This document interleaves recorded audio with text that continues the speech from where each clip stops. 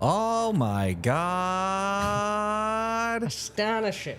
Exactly at 8:30 on the dot, we have solved the issues with the mouse.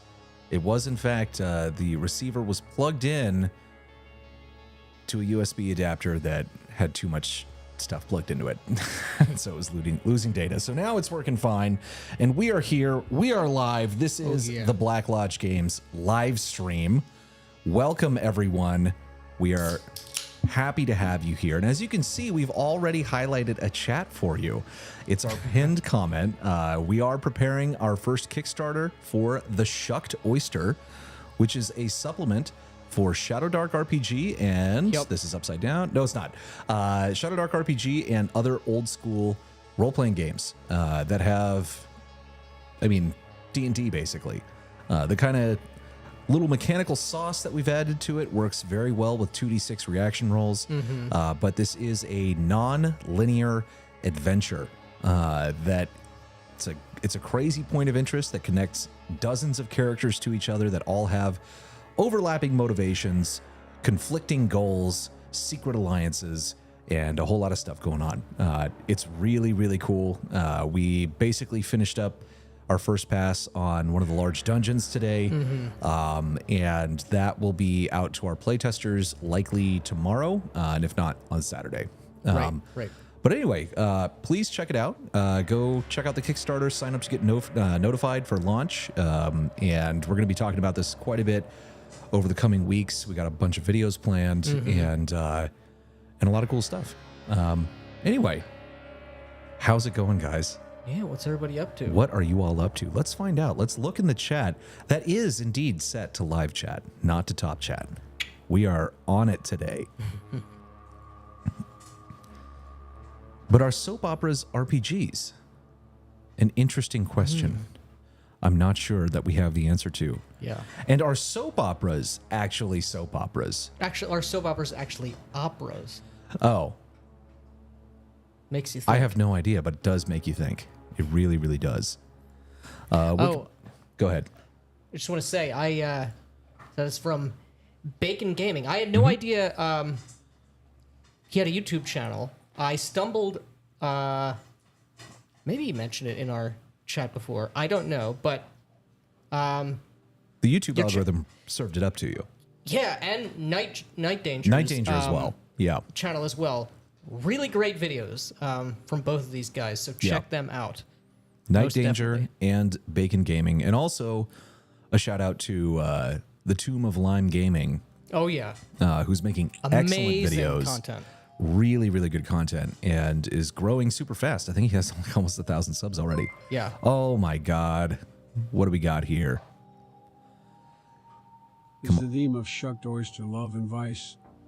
Is the theme of Shucked Oyster love and vice? You could say that. There are many themes. There are many themes. That's one of them. Yeah. Like a stew, a goulash, if you will. Yeah. It's also about, how you should be drinking a gallon of milk a day. Yeah. Yeah. And getting ripped and not drinking estrogenic beer. That's a part of it. It's a big part of it. It's a big part of it. But we also had kind of a stroke of luck today and found some really incredible art. Like a lot of it, which is awesome. That fits perfectly. It's actually by one of the guys that did art for Shadowdark. Right. A lot of it fits. A lot of it. More importantly, a lot of it fits for the next couple of things that we have. Yeah. Cooking. It's really cool. Yeah. And we may show you some of it a bit later. Oh my God, we got another super chat already. True reminder about our pressure. Thank you, Joe Biden. Thank you, we man. appreciate the $5. All I know about operas I learned from Looney Tunes. Yeah. That's all you really need to know. Pretty Like much. straight operas. Yeah. All right, I'm here. We might as well start a bit early. All right. Yeah. If you insist. Yeah. I used to regularly attend the opera when I was living in cities before I became feral. This somehow does not surprise me. Yeah. Mr. Max used to be civilized, yeah. Life your life, like Conan. Cities are useful for three things: wine, women, and work. That's true. Although they're not really useful for any of those right now. Yeah. They're useful for wine and work. Less so for work now. Yeah. Joke's on you. It's the cities that are feral. Squat bench deadlift can't be here. Okay, man. Yeah. We're looking forward to hearing from you. I used to be an over-socialized urbanite and a degenerate. The truly civilized. Wow. The deep lore on Mr. Max. My. They're even on time. Exactly. That's right. We are on time. I'm not in love with the fact that YouTube always plays an ad right as any live stream begins playing. Kind of dumb. Yeah, we can't set the ad placement on a live stream before it happens. We just we set to like the balanced option or whatever. But we try not to do that for our videos, to not have them have an ad Playing right at the away. beginning, Yeah. It's super annoying. You got to watch 3 seconds of the video. Would you like to buy something now? How's it going, Dare to Wonder? What's happening? Time to leave and get a lottery ticket. Let's go. That's right, Epic of Dreams. Hell yeah. The Epic of Dreams as well. I saw the Kickstarter update should be available at Exalted Funeral to purchase. How's it going, Primeval Fantasy? Good to see you, man. Yep. Does the Shucked Oyster have a sister establishment called the Hairy Clam? It doesn't have a sister establishment, but it does have a rival establishment that is briefly mentioned. That is called the Hairy Clam, yeah. YouTube is unwatchable without an ad blocker. Yeah, that, or I have found that YouTube Premium is worth paying for because the ad blockers don't always work. They keep changing things, and I just never see ads. I don't see them on TV. I don't see them on my phone. I don't see them on my computer. And I watch so much more YouTube than I do like Amazon anything else. Yeah. Literally anything else, that it's like, this is my subscription service. If RPGs are soap operas, does it make Latinos the best GMs in the world? Potentially. It is possible. I appreciate your message that gamers need soap. That is true. Big true. Yeah. And if you'll notice, we do not have a gamer dent, so we have managed to stay away from that, both of us. I started making notes on my own horror reskin of the Amber rules. Oh, the Amber Diceless rules? I've never Interesting. read. I haven't read any of the books. I've never played the game. I've just heard the name. Yeah. I'm only just started it, 2 weeks old. Very grateful for the mention. Thank you both. Yeah. Everybody, once again, go subscribe to Bacon Gaming. Yeah, really good. It's got really good ideas. And if any of you other guys out there are thinking about starting a YouTube channel, do it. Yeah, do it and let us know. Yeah, do it and let us know. Jack McCarthy, good to see you, man. Yeah. Space operas, yes. Soap operas, no. Well, they're kind of the same thing, right? I don't even really know what space opera means. It's like it seems fantasy. like such a broad. It's like a high, like epic scope sci-fi story. But it's got like a fantasy element to it, sort of. I don't even know. It's like I don't a even know pulp really sci-fi. what it means. Yeah. I don't know. Maybe. But Twin Peaks is a soap opera, and it's the best thing ever. that was ever made. So, Yeah. and it's not even close. Wait, you're also Hungarian? No. Milk Gang Rise Up, exactly. Yeah. 200 grams of protein a day. Perfect. I hope you're 200 pounds. Wait, is wine okay? Wine is fine, but liquor is quicker. Alcohol kills your gains. That is true. It also makes it nearly impossible to lose body fat. Whoa, BLG was not later than me. That's true. Shadowdark is so sexless. A throwback to modern 5e. Well, our book has boobs in it. So it's not sexless. It's also not meant to be about sex, but there is a brothel and there are prostitutes, so there's boobs in the book. Guys, no joke, operas are great for RPGs. Yeah, I mean, I like Vampire is a great game to play in an operatic fashion. Sure. My pleasure, guys. I just needed to hear Biden say that. Yeah. What they mean by soap operas is that the setting has a web of interrelated NPCs, all up to stuff the PCs can help, hinder, or ignore. That is correct. 100%. This guy gets it. He does get it. Great for writing in general. Yes. I would say yes, but I don't know enough I think about the operas. level. Straight operas. Well, I think I'm he's talking very about. uncivilized. I think he's talking about it's a great writing pattern for just anything in writing. Using the overlapping motivations thing. Oh yeah, completely. It is, but it's like I think the extent to which a soap opera takes that is kind of makes it a little unique. Mm-hmm. Great video about what Sandbox should be. Thank you. Ben. Yeah. We thought so. We thought so too. That's why we made it. Wine is made in the country. That's true. You are still a degenerate, Mr. Max. Yes, but much less so than I used to be. You have no idea. Well, that's good to hear. You need attention for this campaign. So here's a suggested sneak peek series title. Things we do in the Shadowdark, and by things we mean your mom. Nice. Potentially, yeah. I'm open to it. That is a good pun. Well, my browser has blocked all ads since I downloaded a few years ago. That's good. But this is I also have ad block on my computer, but I can't have it on my phone. I can't get it on the YouTube app, and I can't get it when because I watch a lot of YouTube on my TV. I can't get it there either, and I got so frustrated trying to watch YouTube on TV and being like, "What the fuck is this ad for?" And I was like, "Oh yeah, it's not actually connected to my PC."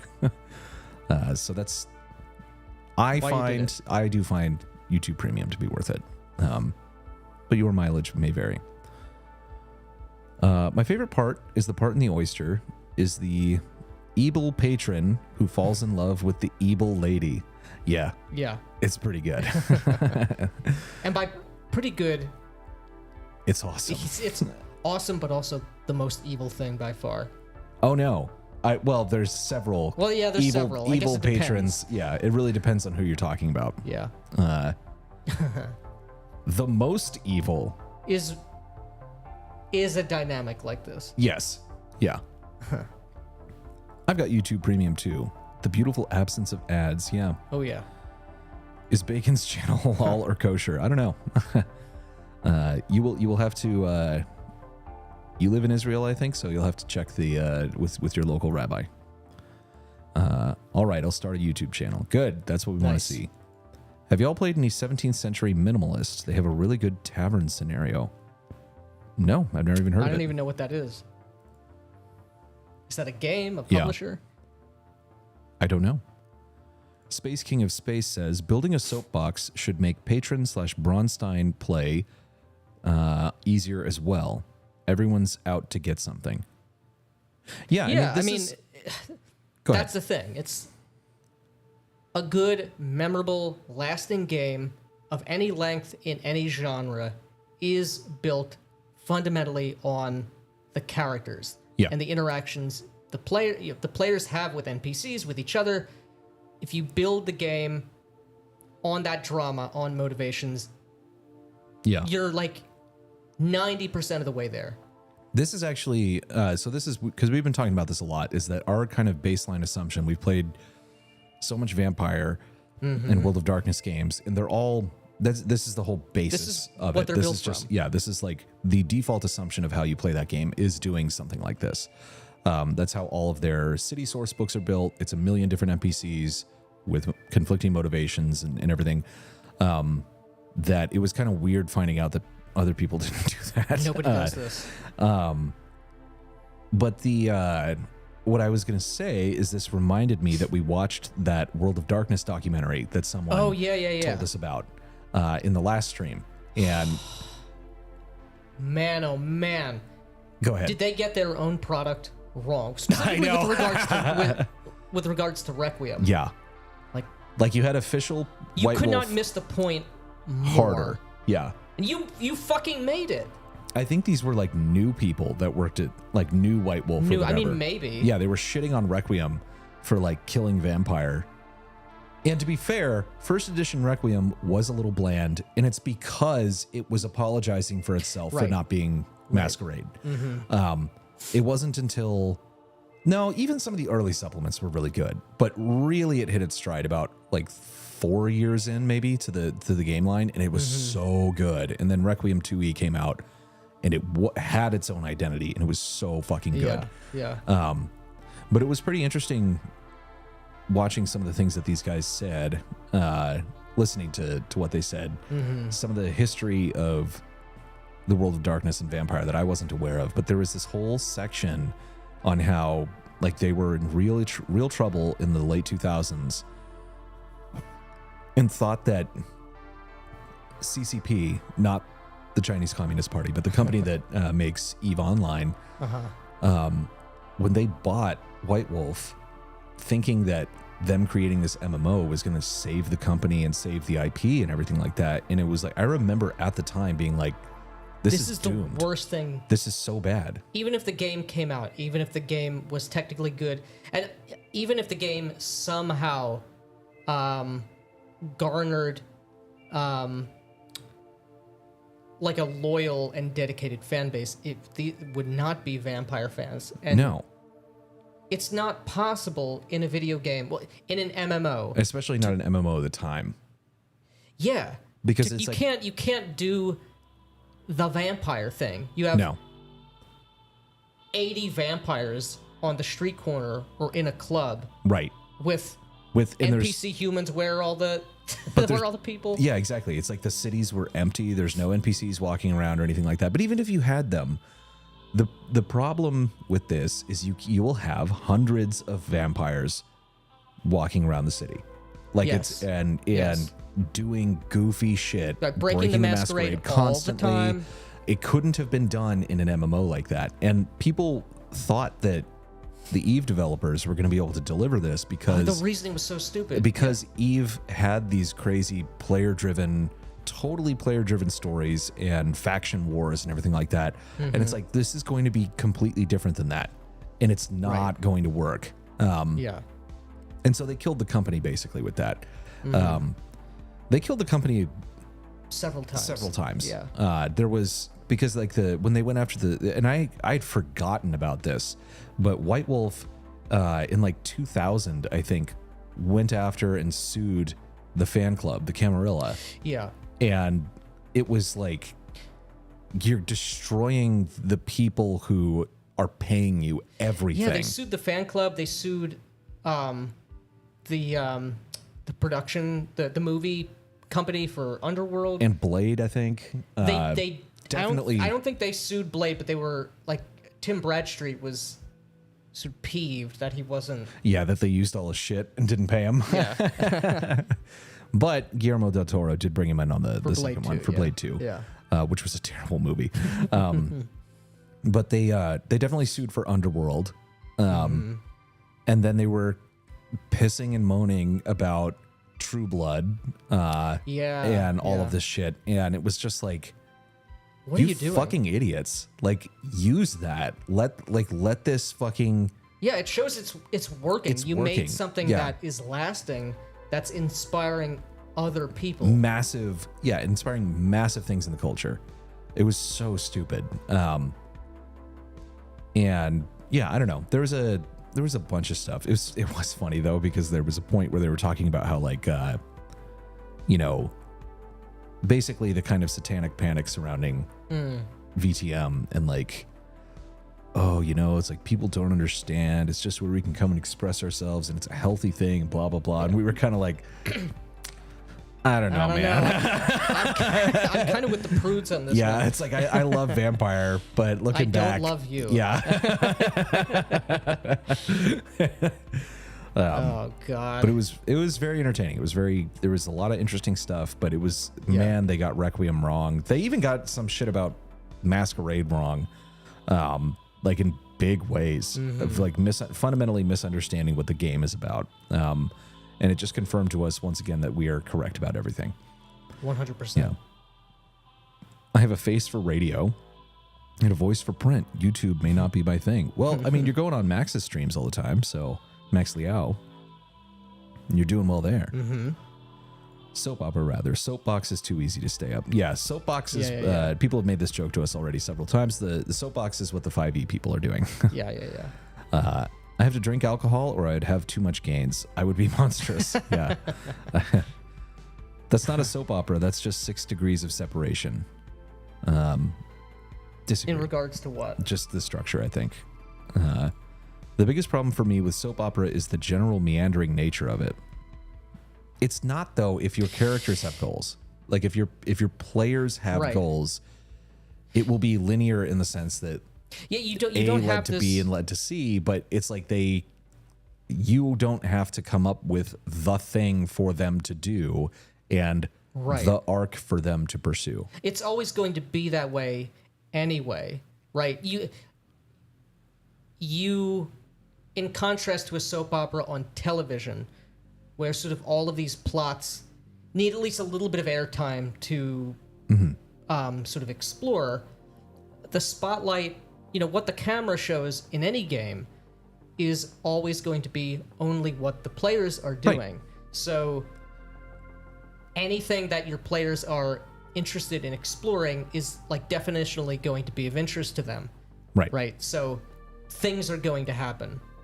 Yeah. You, the GM, might know that we these also, other things are going on, but we also don't. So, like, the point we made in this was that you do stumble into these relationships. Sure. However, we also always say that coming up with a solid premise for the game, give an inciting incident, give them some hook. Sure. That's totally fine. The getting caught in the web does not preclude you from doing that. Mm-hmm. And it shouldn't. You should be doing that, I think. Yeah. I like having a good premise for a game.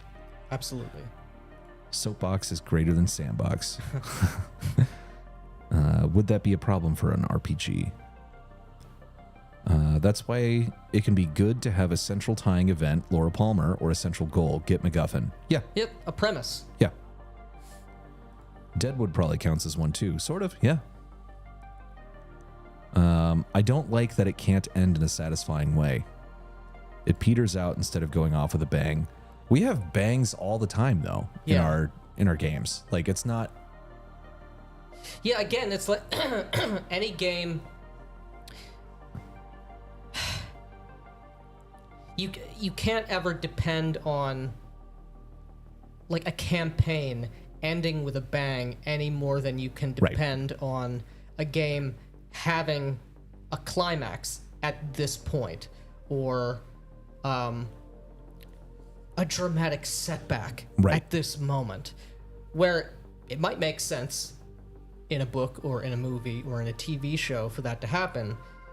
Again, as we've said many times, the medium is just fundamentally different. Right. If you're playing characters who are interested and invested, who are living people, it should be very similar to real life. Real life doesn't have these sort of narrative moments. Even if you're in an exciting or a dangerous or some heightened moment in your life, it's not going to feel like it does on the big screen. Yeah. As you live it. The Van says space opera is kind of a misnomer. They are higher adventure stories with melodrama. A lot of old school sci-fi fits it, like Barsoom, John Carter, Flash Gordon, etc.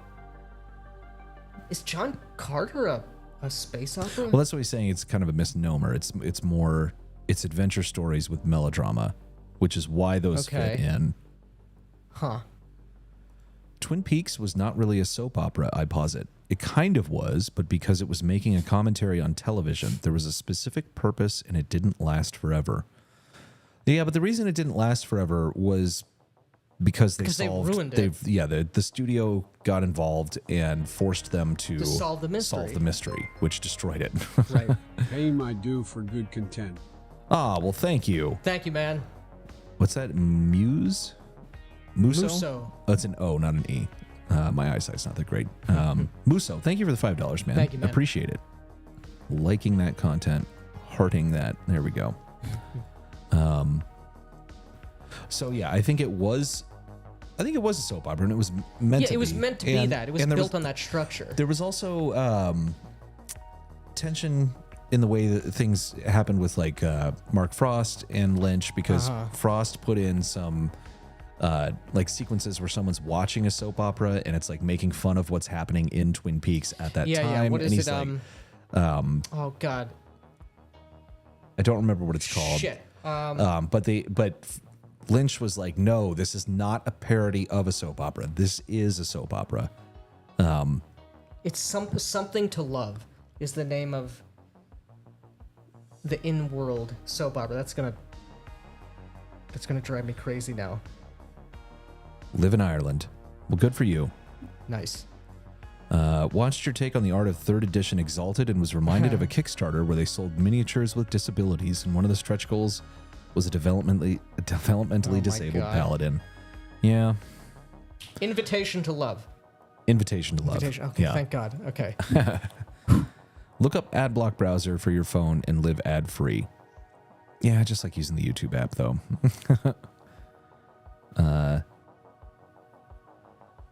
Sand opera. Okay. Any more digging into Mythras in the future? Well, funny that you should say that. We do happen to have Mythras right here. Yep. As well as classic fantasy. Yes. And not pictured here, we also have Mythic Babylon, which Nick is consuming at the moment. Yes, it's awesome. And the reason that we have these books is because the design mechanism actually reached out to us. They saw some of our live streams about Mythras and said that they liked our content and that they would like to send us some books. And basically what they said was, we didn't get paid for this. We got free books. But they asked us to review one of their products. Said they'd send us Classic Fantasy and the Mythras core book, as well as one book of our choice. So we chose Mythic Babylon. And there was no terms on this or anything. They said you can review it or not, but we want to send you these. And if you do review it, just let us know a few days beforehand. And we don't have it yet, but when we do review one of their products, there will be a discount code that you can use for, I think 10 or 15. Don't quote me on this, but 10 or 15% off for something from the design mechanism. Yeah. Little promo code for you guys. But we're big fans of them, and Huge fans. Yeah. Yeah, we are excited. So that is. Stay tuned for that. Yeah, that'll be in a while, because we have these are big books, and we have to read them before we review them.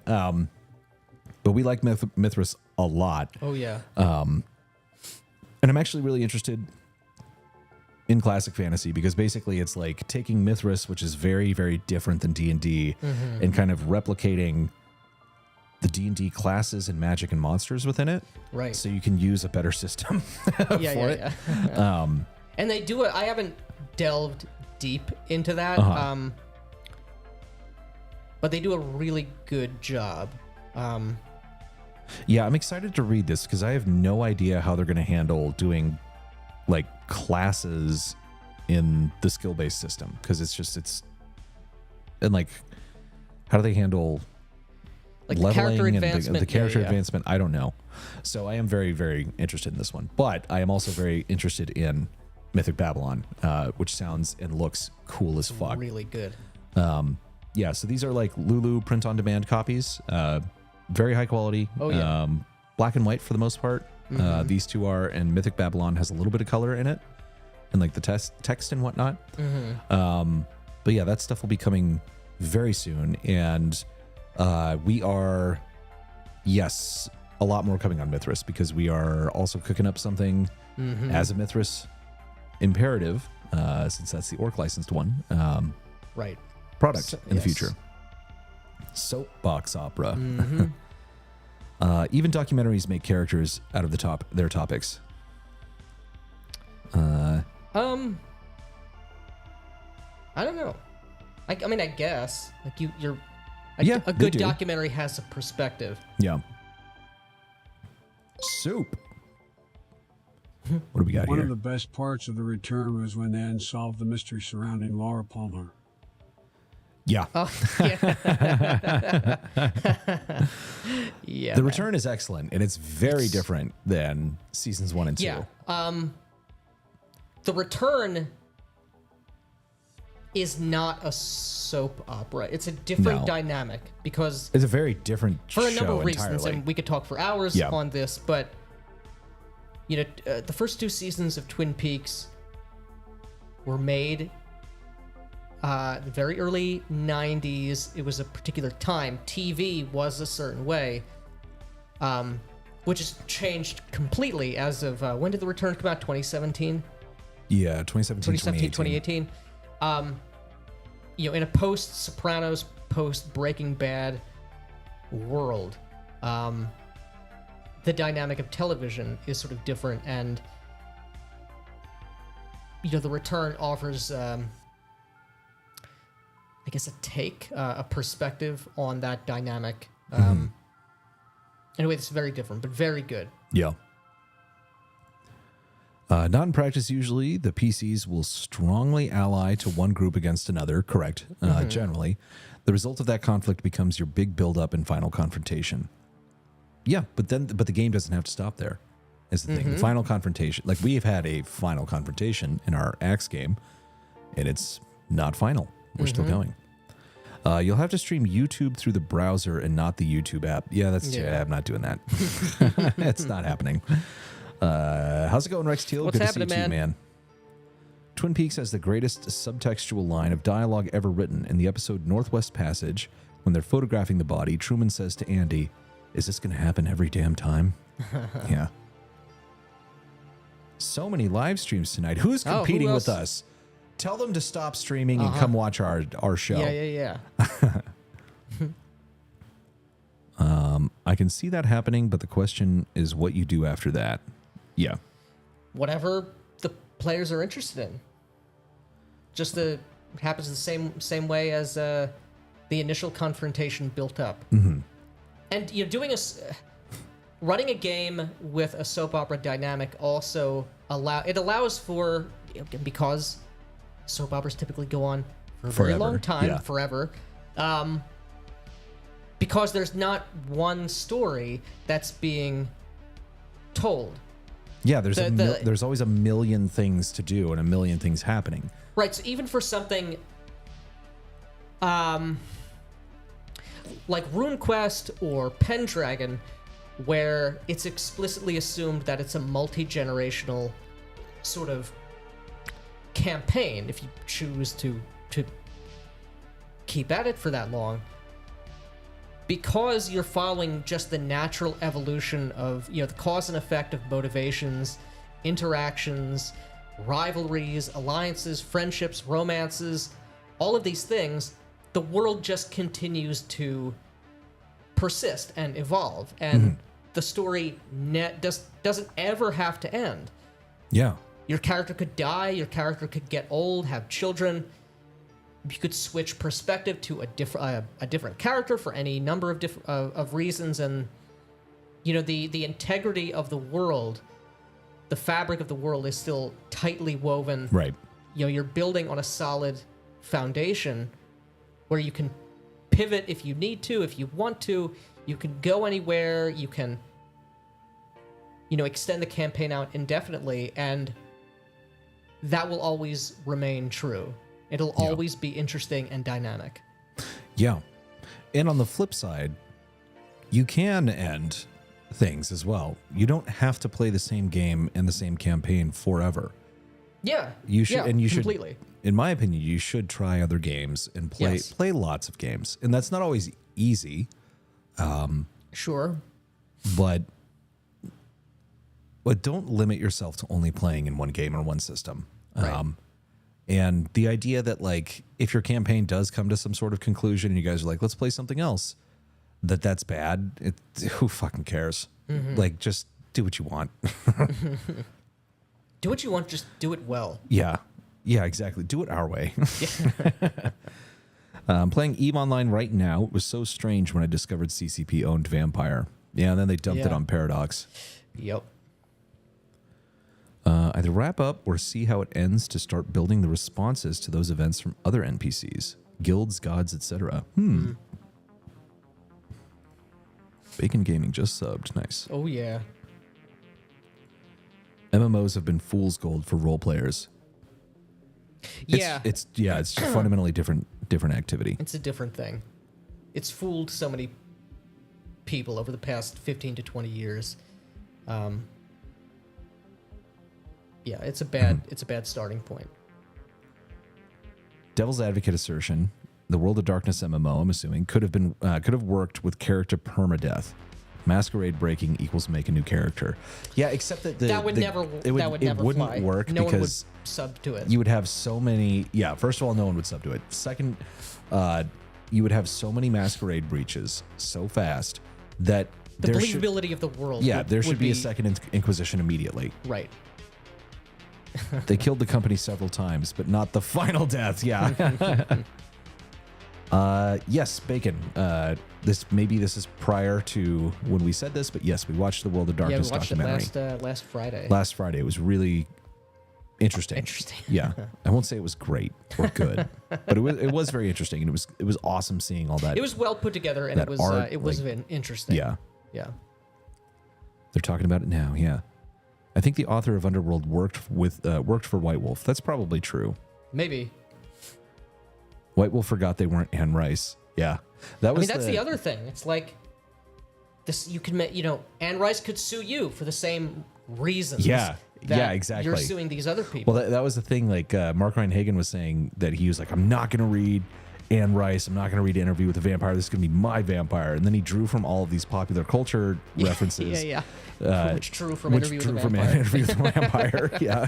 Oh man. Yeah. Oops. Late World of Darkness is what happens when you give socialists who don't know how production works to run a company. I mean, but they were always. I don't think it was wasn't that. just that. Yeah. Just that. I mean, you're not completely wrong, but it's interesting watching. So, watching that documentary. To their credit, I mean, I don't know. Oh, a sub. Thank you, Sergio Rossetti. I don't know what their attitude was at the time. Yeah. But they did recognize towards the end of the line, we've really explored this premise as deep as it can be explored. The only thing we have to tell is more and more insignificant minutia. So let's make good on the promise. And even though The Time of Judgment was a terrible book, the Gehenna book was so bad. It was so bad. I gotta commend them. I don't know of any other company that just committed suicide on their world. Yeah, but it's like, or even made good on a promise, like of sort of that, in that vein before. It's like something's gonna happen. Something's gonna happen. We've been saying it for what 12, 14 years. Yeah. By the time 2004 rolled around, yet to actually pull the trigger and do it is certainly commendable. I've never seen anyone role play in a MMO. Most role players are playing stuff like 5M and Arma 3. I don't know what 5M is. I don't know what 5M is either, but I do know what Arma 3 is. Yeah. Player-driven endings or bangs are so satisfying that once it happens, you can never go back to scripting them. Yeah. Yes. I agree. 100%. Yeah. And thank you, both of you, for the $5. $5 each. And I do agree with Mayor McCheese as well. Like it's like the role play you get in MMOs, if you get it at all, it's so lukewarm and tepid. Almost all the time, because these worlds are terrible. They're built for the purpose of being a video game, or they're so significantly contorted to fit into an MMO dynamic that any kind of believability or verisimilitude is destroyed. But there's lots of roleplay in DayZ. Like band of like, you get the simulationist. I now have $10 less. Thank you, Correct. K-Dolo. Thank you. And we get 7 of that. Thank you, YouTube. But DayZ roleplay is can be very, very cool. Bands of raiders trying to steal your blood, doing a blood test for you or on you. But the best immersive roleplay is in Rust. Yeah. I hate Rust so much. Let me see here. We can always go back and watch Kindred the Embraced. Oh, man. Ugh, why? Some of it was not that bad, but a lot of it was really bad. Like the opening scene that takes place In the daytime? in daylight, yeah, with vampires. Well, they had their Ray-Bans on. Yeah. When I make a game, I have a theme in mind. I have a time frame, and I have a resolution the events have led up to organically. Yeah. Mm-hmm. A can lead to B, but so can Z and W. Possibly. My player is always waiting me to advance the plot because he only played computer RPGs for the last 20 years. It is disheartening. Yeah. That sucks. That sucks. Yeah. It's a tough habit to break. How much do you have to force the players to do it that way? Shots fired? I don't know. Or if he's just asking. Shake that player violently. Yeah. Scrooge McHaddock. You can retrain them. It's worth it. Maybe. We'll see. I sincerely hope so. Yeah. But I also firmly believe that not everybody can be trained. Yeah. Tell them that they're the ones with the reins, and then they can create the plot. And that they have to. That Nothing they is have going to to. happen. Yeah. If they don't do something, nothing's going to happen. Yeah. Running player-driven games are so good that railroading would take so much work that it's not worth it. Why add work? It's so much work. Yeah. Yeah. I would suggest that the metaphor you want rather than soap opera is a Neil Stephenson novel like Snow Crash. I'm reading Snow Crash right now. I have to reread Snow Crash. I haven't read it since college. It's okay. There's a lot of like, it's since the tech stuff is so out of date now. Yeah. He's talking about like his what's a hero protagonist putting on the VR headset, and he's like each, one of these. It's like it's not even OLED or LCD screens. It's like, shooting a beam of electrons across the screen. It's like a CRT monitor on each eye, and like it's at a 2K resolution, so it's indistinguishable from reality. I'm like, 2K resolution on VR is like massive pixelated screen door.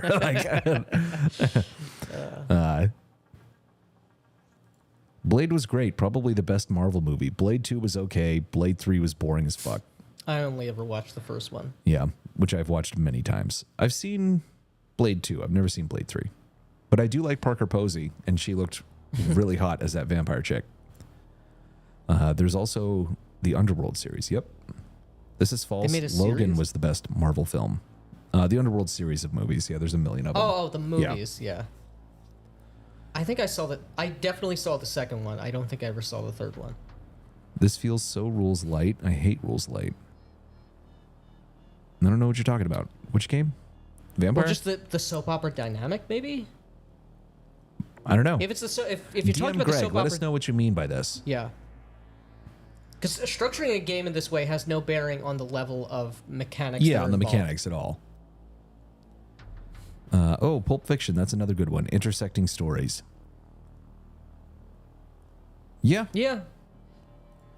You have to be willing to let your players be mischievous in a player-driven game. Their shenanigans will provide years of material and consequences. That's true. Mm-hmm. Snatch 2, yeah. That was a great movie. Rules don't really come into it. If we're talking about the soap opera dynamic, I agree. You are so dead bang on with that. Much better choice than the one I suggested. Talking about Space King of Kings. Pulp Fiction. Okay, yeah. Yeah, it's just story gaming. I don't want to play movies. Who are you responding to? This is also not story game. This is not gaming. Powered by the apocalypse. Narrative. Narrative gaming. That's explicitly what we're trying to avoid. You don't have narrative beats, at A, B, C moments. Again, I'm not even sure if I don't know what this he's. is what yeah, exactly. yeah. I'm not sure what he's referring to. Oh my god. My players $10. just improvised an ending to our Cyberpunk story arc. Hell yeah. They're going to launch a campaign of terrorism against a megacorp occupying part of the city. Totally surprised me. Hell but I yeah. love That's it. fucking awesome. Hell yeah. You guys are playing Cyberpunk right. Yeah. That's awesome, dude. Thank you for the $10. Fuck yeah. Fuck yeah. I love hearing stories like that. They won't win, but yeah. I admire their gusto. Yeah. But maybe they will win. Yeah.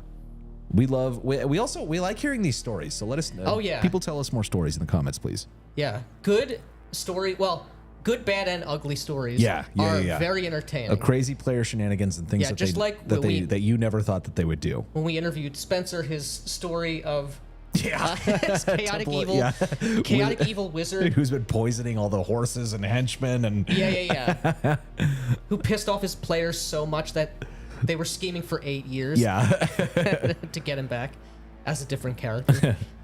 Can you imagine doing Pulp Fiction with paranoia rules? It would be totally over the top. I'm not familiar with paranoia rules. I know what the gimmick is. Yeah. Everyone tell your stories, preferably in the super chat. Yeah. Please give us the super chat. Thank you, K Dolo, for the clarification. Looking out.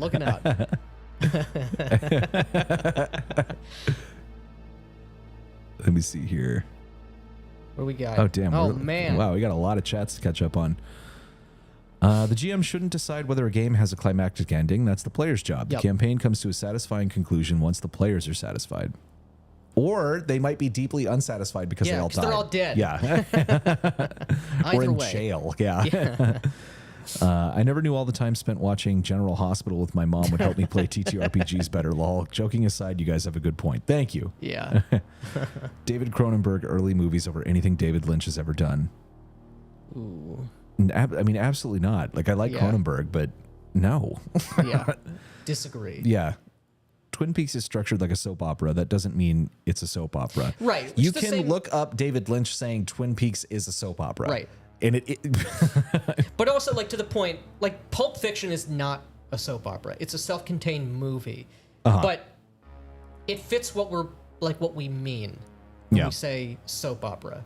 Like, again, it's not bad acting, over the top acting. Right. You're not read between the lines. Yeah. 17th Century Minimalist is a historical OSR game. They have a pack of mini adventures, and there's a tavern one. They play out like a Tarantino film. It's a good time if you're looking for design references. Interesting. Nice. It sounds like you can do like a Hateful Eight kind of self-contained that'd be cool. Yeah. thing. I remember the Futurama one, All My Circuits, yeah. Oh, yeah. I think you're not getting the concept. You can have just as many dungeons, fights, etc. as any setting. It just gives the players more choices to make as to who they fight for or against. Yeah, it's it's character driven, not plot driven or encounter driven. Or encounter driven, yeah. Free books are fair enough payment. That is correct. Yeah. Yeah. Very much so. Yeah, but also we want to talk about Mythras. We want to talk about Mythras. So it was fortuitous that it was they reached fortuitous. out. And they were very clear. You can say whatever you want. We're not expecting anything. Yeah. There was no tit for tat. They even said they were like, you can also just not review them. Yeah. So we were like, okay. All right. My dudes, I'm packing for camping, but I'll be listening. Then I'll be watching Wishmaster 2 with the wife. She's never seen it. I've actually never seen Wishmaster or Wishmaster 2. So that's awesome. And we're gonna be talking to Patty about doing a little bit of art for the Shucked Oyster as well, coming up in a couple of days. Something else to look forward to. Yeah. Oh, and that's the other thing. We have hired our cover artist. Yes. As well as for a full page interior piece, and that is, of course, the Basic Expert.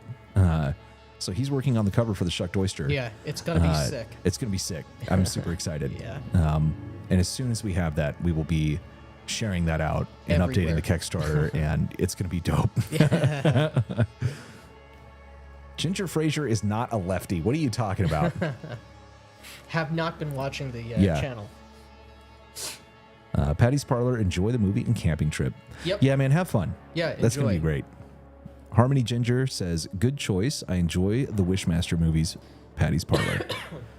DM Greg, okay, maybe he's clarifying here. I just don't like the idea of setting up David Lynch style scenes. I'm a D&D player. You can recover from this. No, there is a cure. No, I want Dungeons and Frazetta style fantasy. I'm not hating, just different styles of play. But again, this is you're talking about a genre thing. What we're talking about is a structure that doesn't necessarily have to conform to a particular genre. Right. You can have multiple character interactions in a fantasy world.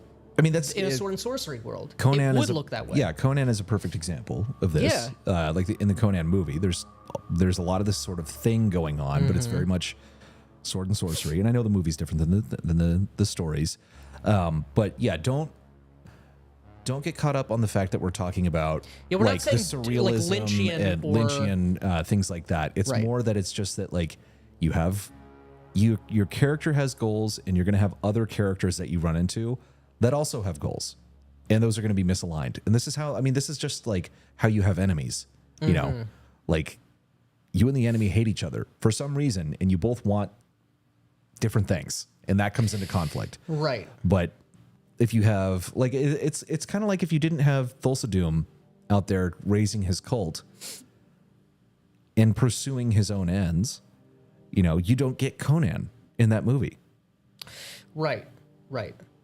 Conan's parents don't get killed, you know. Yeah. And he's out there, he rides across the world. His whole worldview and philosophy changes to something darker and more evil, which is cool.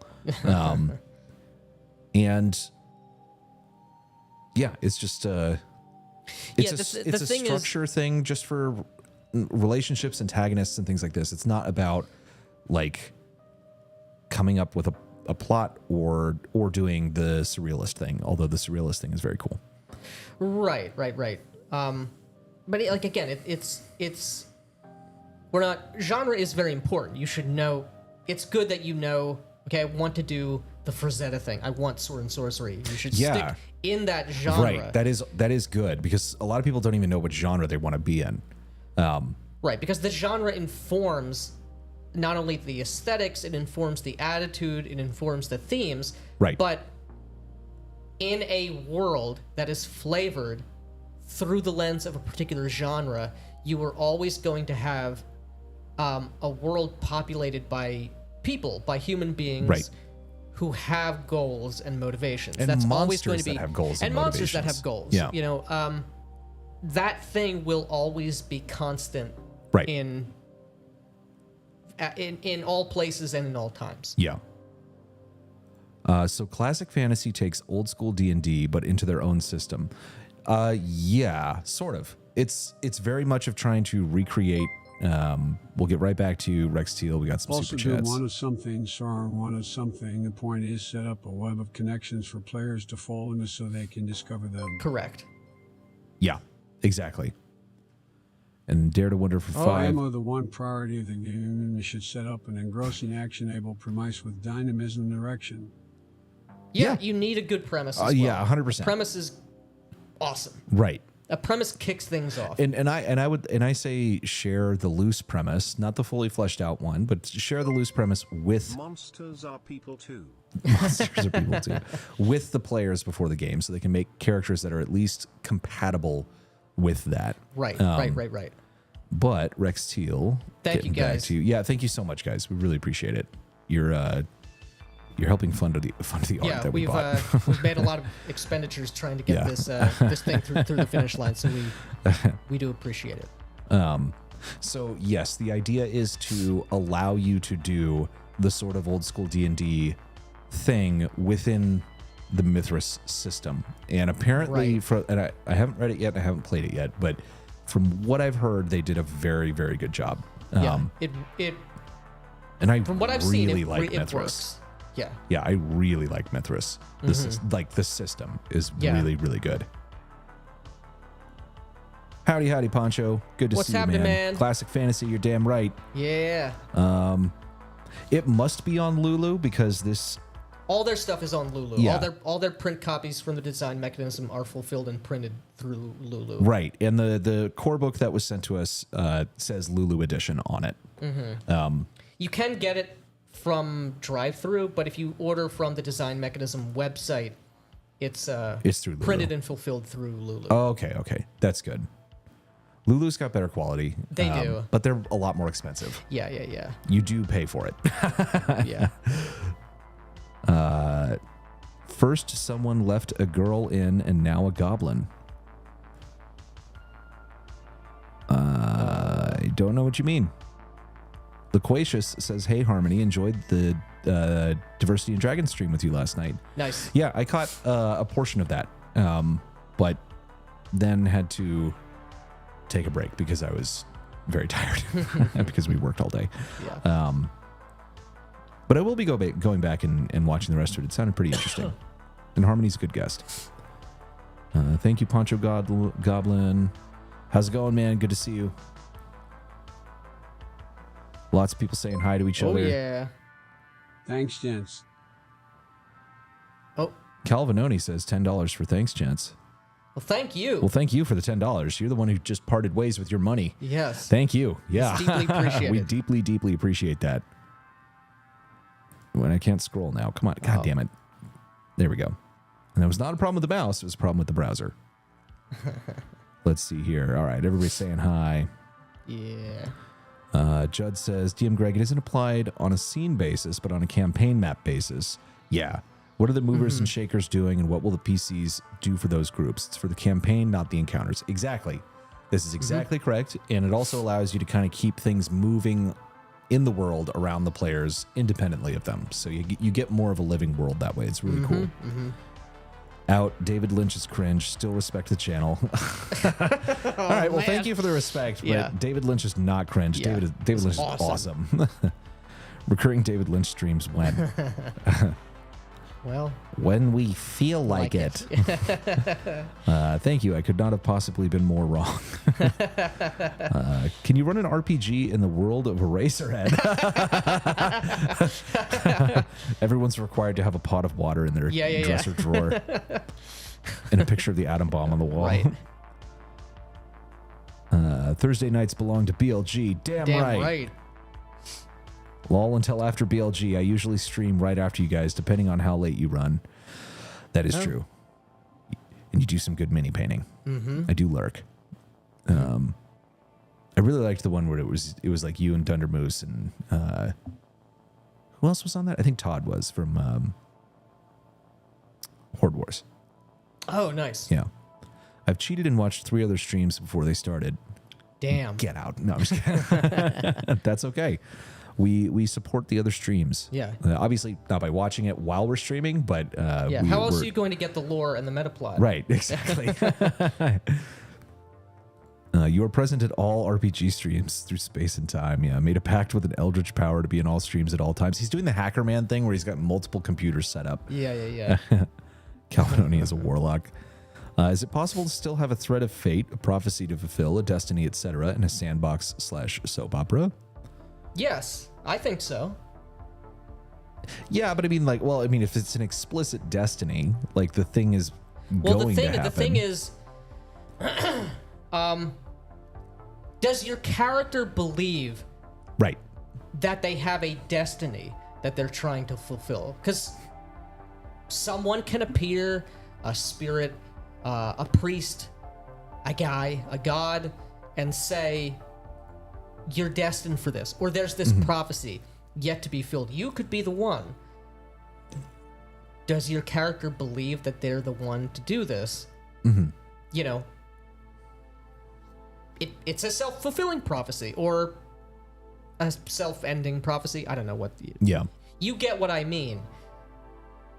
If that's meaningful, or if that weighs on the mind of the character, that will become resonant and part of what that character is doing and why they're doing it. Space King of Space saying you can, but it may not be fulfilled. It depends on the actions of the characters in play. Right, 100%.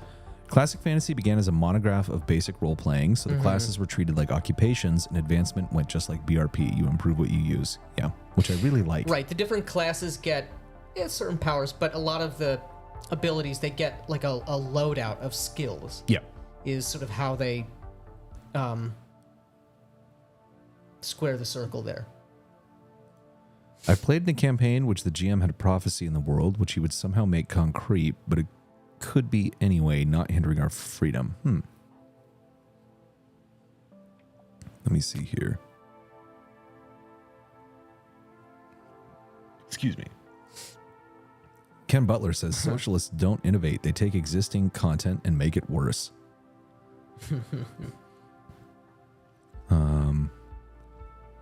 You could co-opt it like Rome Will Fall and then pre-build the sandbox with self-destructive people and factions that all contribute in part to the fall. That's true. Sure, yeah. Yes, you can have prophecies, MacGuffins, etc. Just have a few of the NPC power centers have initial goals in regard to it. Yeah. 5M is a modded client for GTA 5. Okay. Oh, man, okay. Is that where they're doing like the cops and robbers things? I've seen a bunch of TikToks. I don't know. I have no idea. People talking about prophecies. Snow Crash is so good. Snow Crash is all right. Duality of man. I prefer the Sprawl trilogy for Cyberpunk. I'm not familiar with that. You want players to get to set their own goals? Throw them into a 40-player con LARP. Yeah, I've never done that, My goal but is I'm to sure. leave. Yeah, my goal.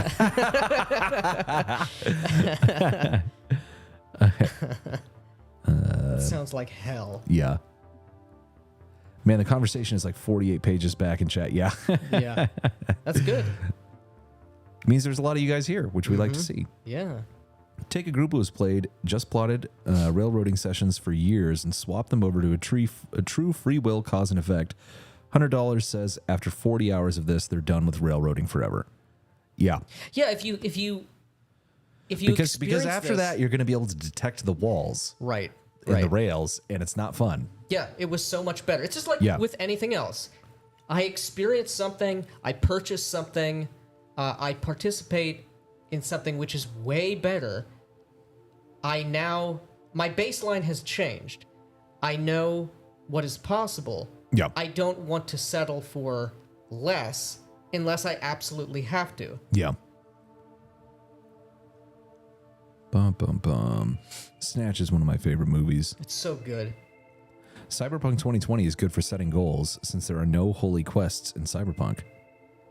There's Yeah. also just so much shit in Cyberpunk that There's you so can much, do, and like yeah. this is another thing is like the archetypes that you get in Cyberpunk are not classes, but being a rocker boy puts you at odds with corpos for the most part. Right. And being a cop puts you at odds with everybody. Almost everybody else. And like, so it's another game like Vampire that's very good at doing that sort of thing. Right. And like Vamp, because I've been thinking about this recently, we have made the point previously, which is correct, that games like Cyberpunk and Vampire in particular, they have worlds that on their own are drama engines. Yeah. Things happen. And they're, since they're limited to a single city for the most part. It works because you can't leave. Right. Like you can, but the scope you is can't much really. more local. So Right. you're bumping into the Everyone's same people. stuck here. Yeah. You're rats on a ship. Right. Do you guys remember Cyberpunk is Sierra so Games Phantasmagoria 1 and 2? Oh yeah. That was a point-and-click soap opera RPG that was totally weird. I do remember barely Sierra Games, but I don't remember Phantasmagoria. I don't think I ever played that. I've heard of them, but never played them. Yeah. Did Sierra Games do all the SimCity games?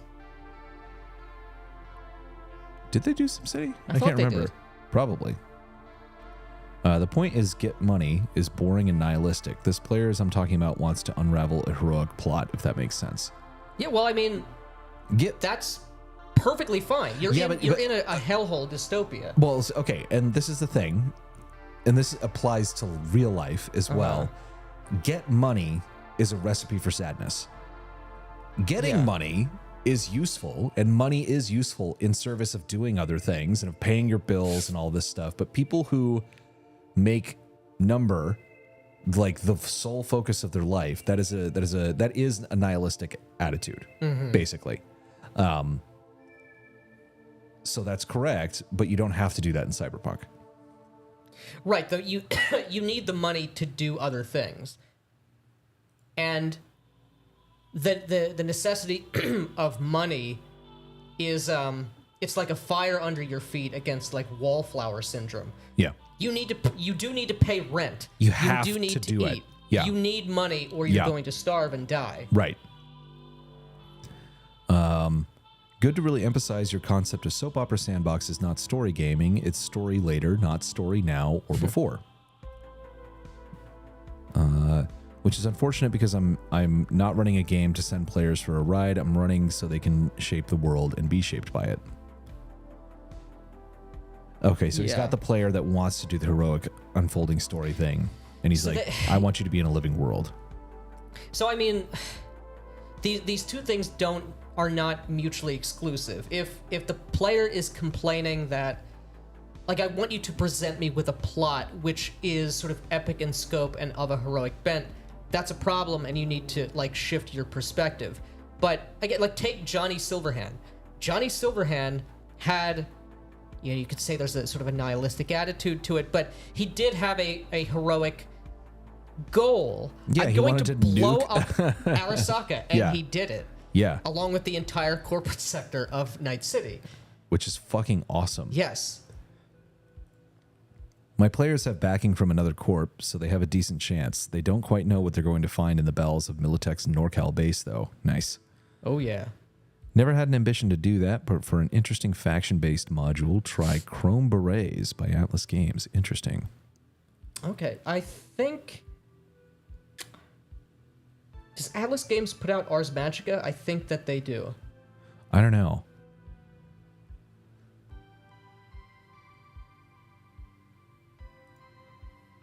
David Lynch is notorious for giving misdirection about his work. I don't think he's giving misdirection. I think he doesn't like to explain any of the mysteries. Right. Because it's more fun. Because he understands that it defeats the point. Right. It's not like, well, what really happened in Twin Peaks? Or what really happened in Mulholland Drive? Was it a dream? Was it not a dream? Is it one person? A bunch of people? Asking the question... You're missing the point by dwelling on the question, and you're killing. You've made the whole thing pointless from, I think, Lynch's perspective.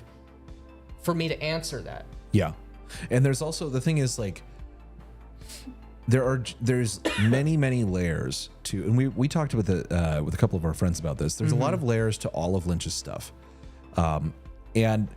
What a lot of people do is try to do the Reddit tier thing where they skip the top surface layer and go straight to the deep layer to try to find out what's all the allegory. What's all the allegory? What's everything mean? What's the metaphors? Blah blah blah blah blah. When it's like a lot of Lynch's stuff is very clear about what it's about. Yeah.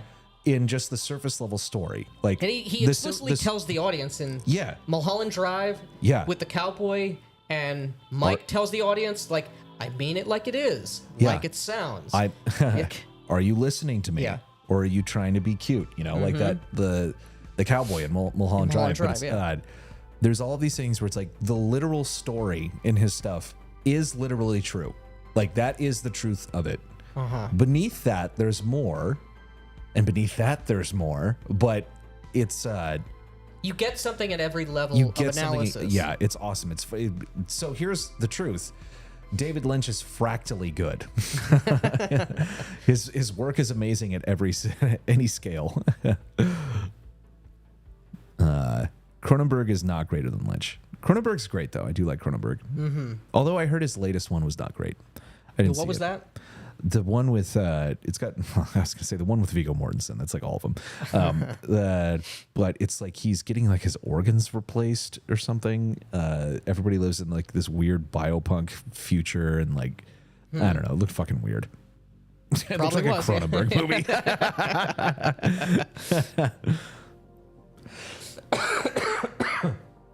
Excuse me.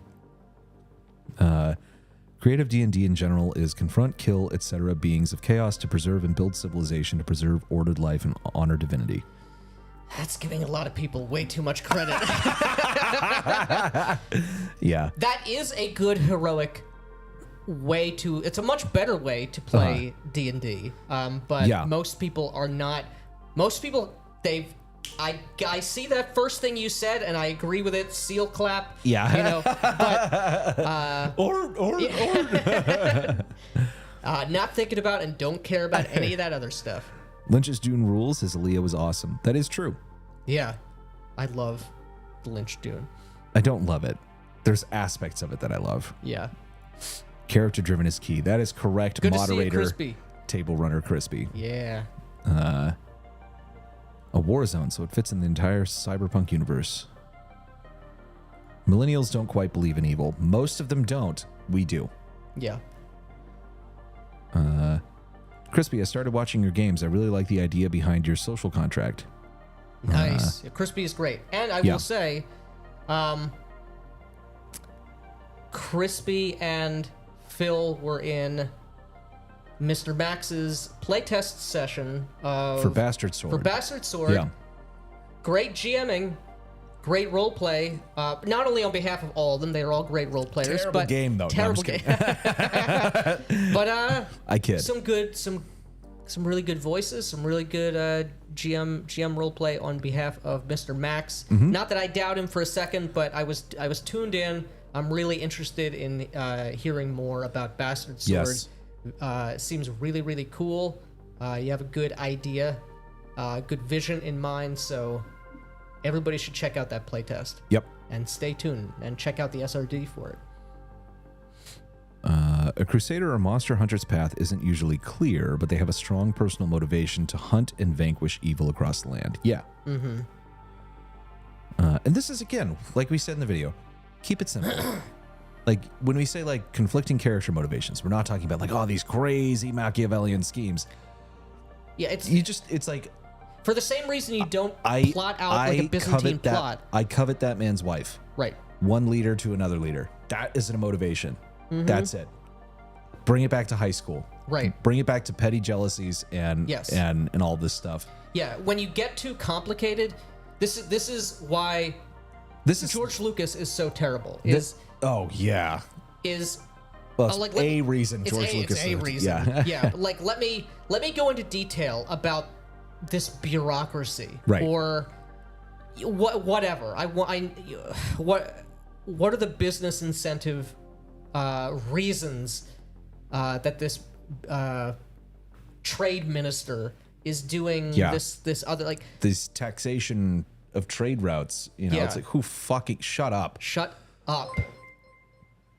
We got a subscriber, Philip Lurch. Oh my god, sorry, I got the hiccups here, but yeah, keep it simple, keep it evocative, keep it to those impactful emotions that we all feel. Right, and just to shill our Kickstarter one more time. Oh yeah. But this is on topic with this. We ran into this problem while we were writing the Shucked Oyster. At least a certain section of the Shucked Oyster, the different patron characters, because we realized we had written, as like a throwaway line, we kind of set up why one character was somewhere else, and it sounded like a really cool idea. Right. And it ended up being an idea that didn't make any fucking sense at all. And we were trying to figure out, like, okay, how do we make this work? Like, how do we... And we were coming up with, like, additional...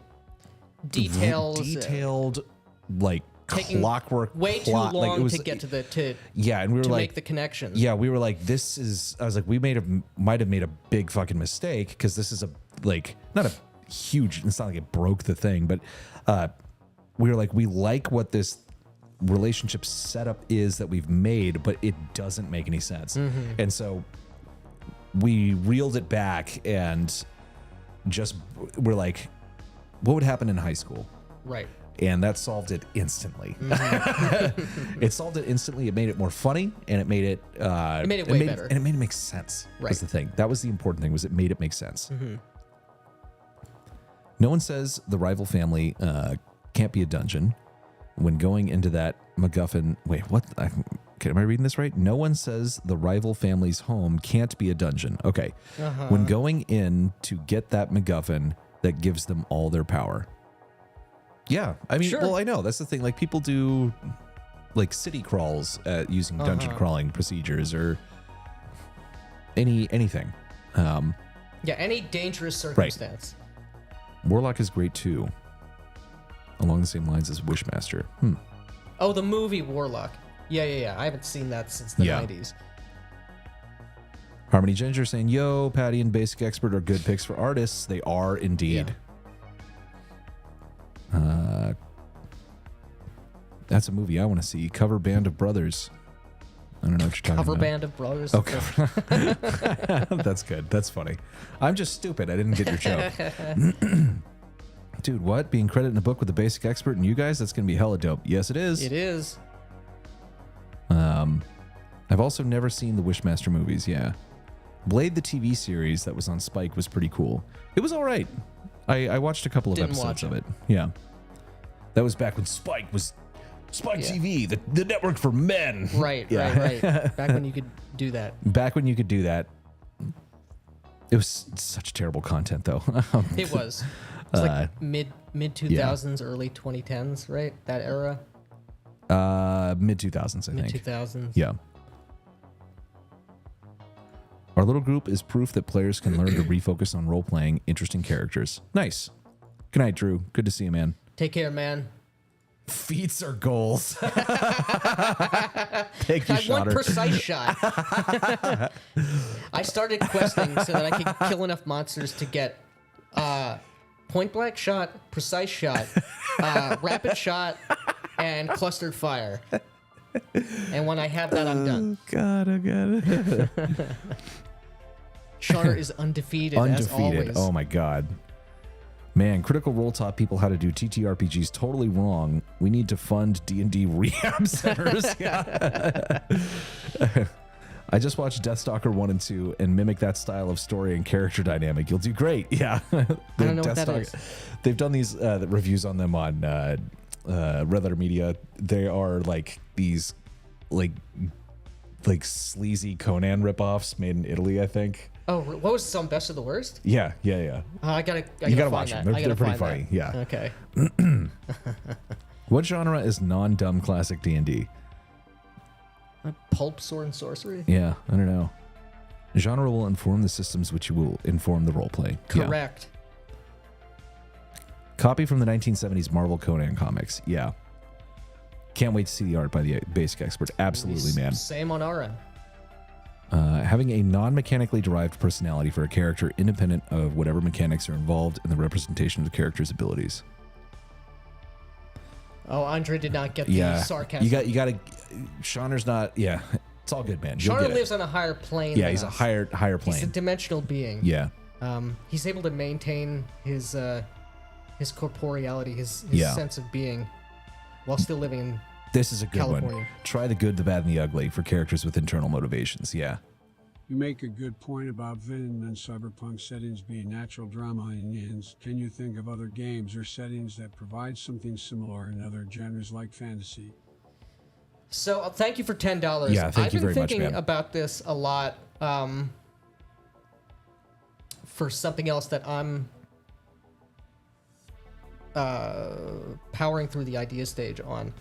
And I think a big reason why VTM, like I alluded to this earlier, a big reason why VTM and Cyberpunk have that dynamic is because you're stuck in a city. You're stuck in a singular place. Mm-hmm. So I think if you're doing a fantasy game, like if you're doing like Tower of the Elephant or what is it, Phoenix and the Axe, the opening Conan story. If you're in sort of an urban environment, I think of any kind, whether it's sci-fi, fantasy, modern day, you're going to kind of get that dynamic. But I can't really think of anything that like pops or is as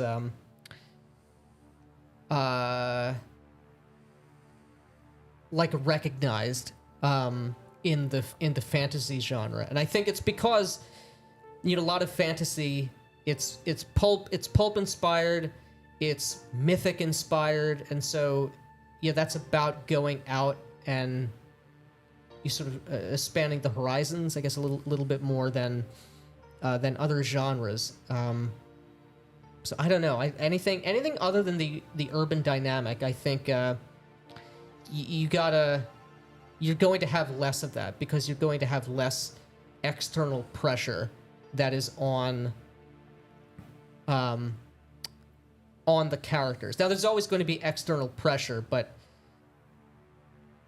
it's not going to like incentivize the same kind of in-character behaviors that would be the case in an urban environment. I don't know. What do you think? It's like all the other games that I'm thinking of are all the World of Darkness games. Right. So it's all under the same umbrella. Mm-hmm. I'm trying to think of like other opinionated settings like that.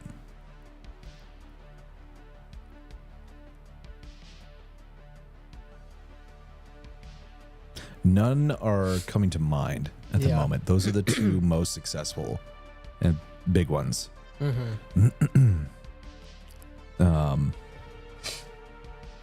Let me see here. Where are we at? Malachi said he was referring to Harmony and Poncho earlier. Okay. Shauner, did you mean to at me? I'm not sure that is. Legend of the Five Rings is good soap opera. Okay. Thank you for the $5. K Dolo. It's very Japanese, though. He said with disdain. Let me see I'm here. told it's very good. I just can't do it. People also tell me Final Fantasy is good, and I can't believe that that's true. Shauner says second gen RPG for goals. Because a lot of the inspirations come from pulp magazines and fiction, Appendix N stuff. It's certainly like early D&D. Diversity in Dragon Stream is great. Shauner, I don't understand or know what second gen RPG is. You can and should have goals with any kind of mechanical system. First gen mechanics are not worth the effort.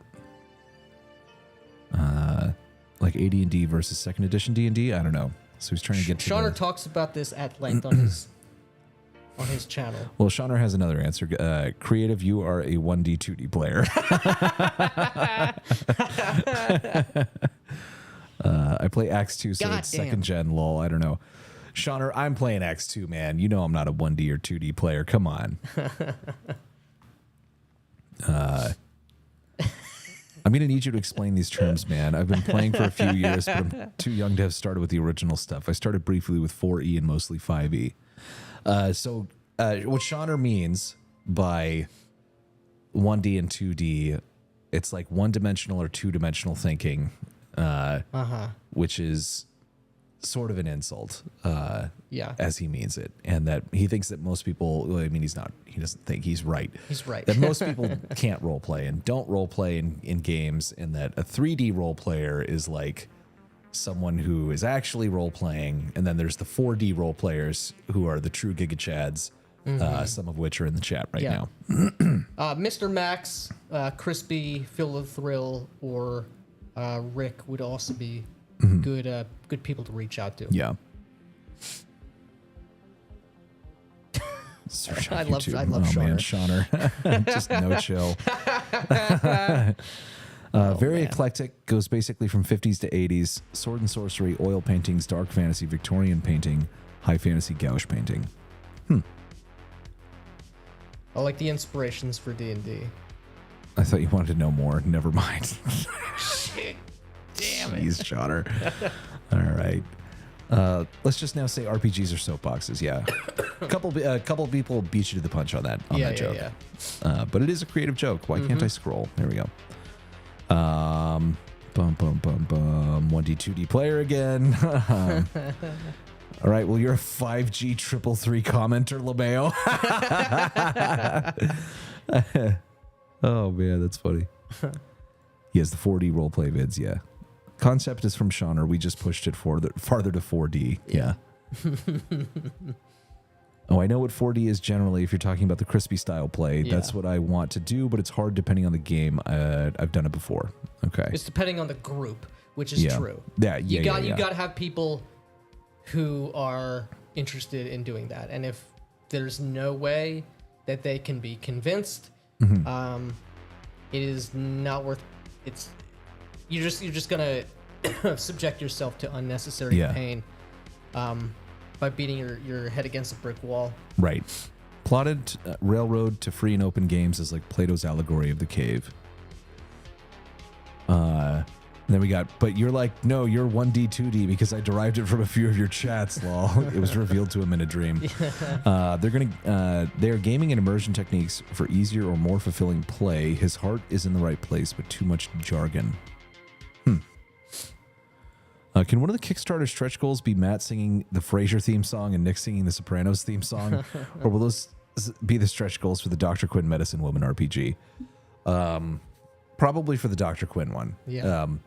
We are considering having a stretch goal of doing a hot tub stream, though. So you can look forward to that. Oh, yeah. And once again, if any of you have just tuned in, don't forget to check the link in this pinned comment. Go and click on it and get signed up to get notified for the Shucked Oyster Kickstarter. It's going to be fucking awesome. Oh, yeah. Lot of content. Bum, bum, bum, bum, bum. What do we got? Sierra did the adventure games like King's Quest and Please Quest. I remember those. Although in one of the King's Quest games, you can... there's a screen that you go on and like a cat is like chasing a mouse or a rat. And if you don't stop the cat from getting the mouse, the game is unbeatable. And it's like in the beginning of the game because later on you're stuck in some dungeon. And if the rat is dead, it can't come in and like chew the rope to free you and you die and there's no way out. Like you lock the game from it's like, fuck you. SimCity is Maxis. Okay. Oh, Maxis. Yeah, of course. Sim Ant was fucking great. I love Sim Ant. Hot tub stream.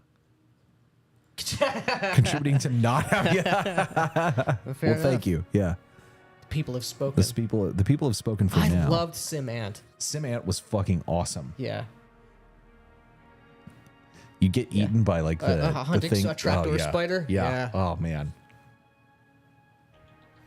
Why haven't they made? Yeah, I know. It's like, why don't we get games like that anymore? But then again, we get like Ant Simulator. we Ant Simulator, but we also get like Midwest combine driver, like 2024 Zamboni driver, like.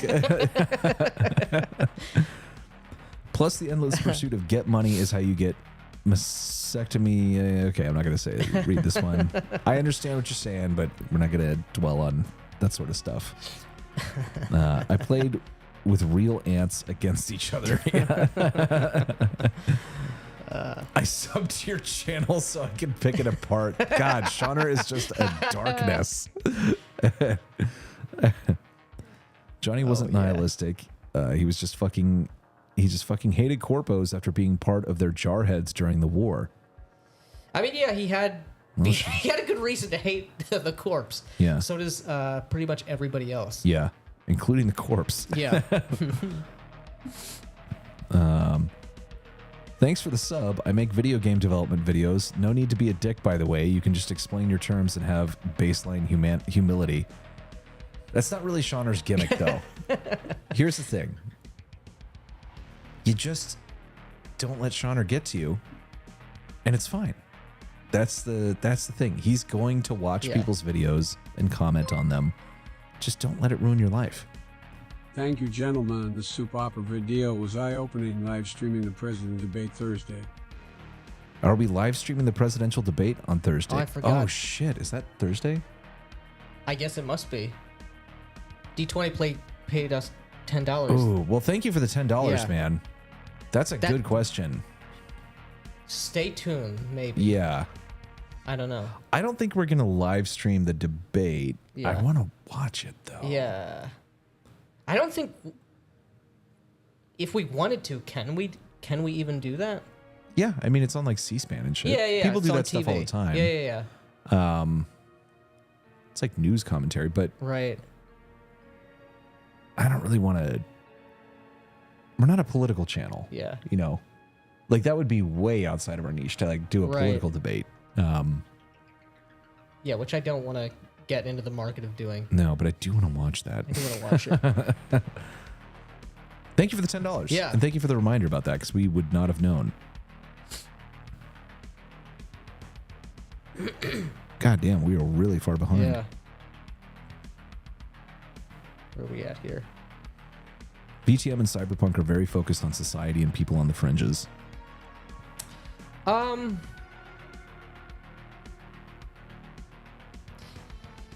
Yeah, I mean, I guess so. Yeah, in different ways. Mm-hmm. How does Yeah. Kingmaker or Birthright fit in? Birthright's like awesome.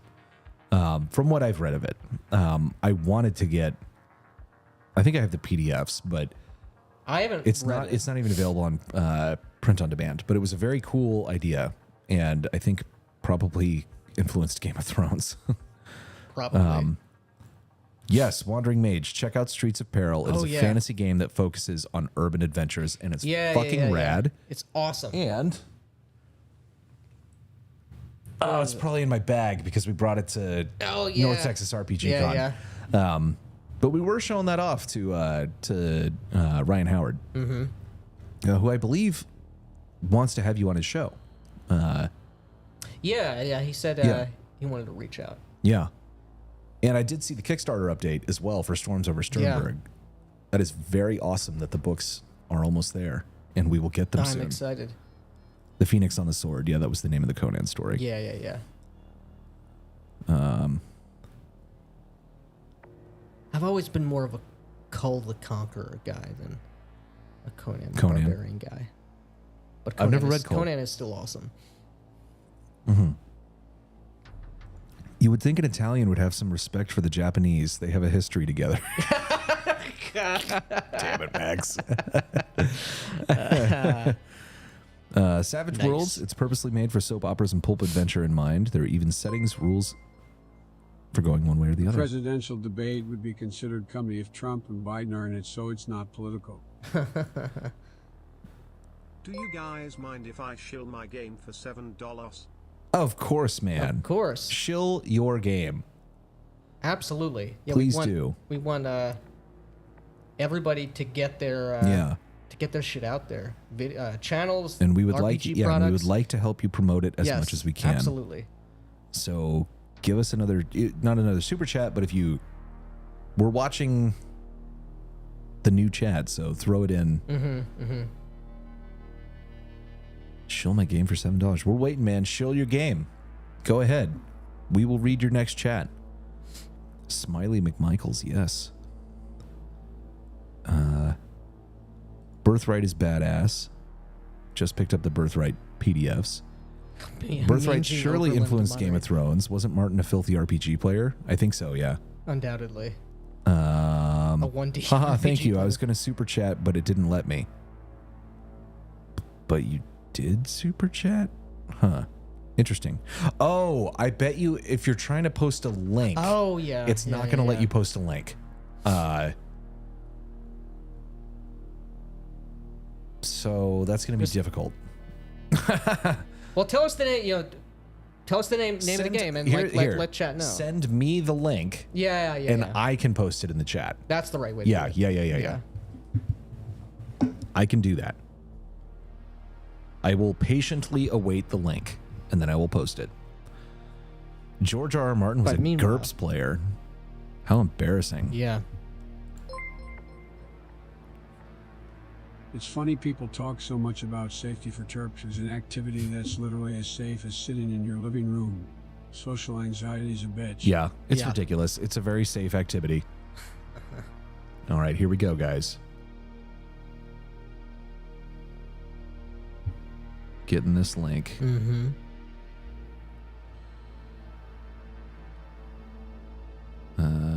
Dun dun. Visit site. All right. Shill mode activated.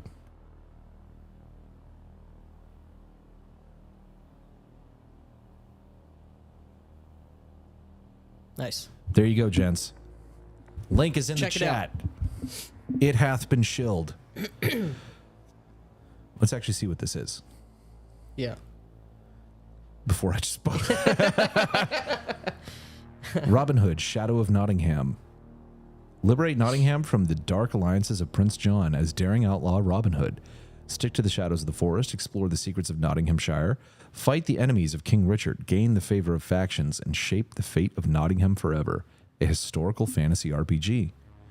Nice. This does look cool. It's got this awesome cel-shaded style.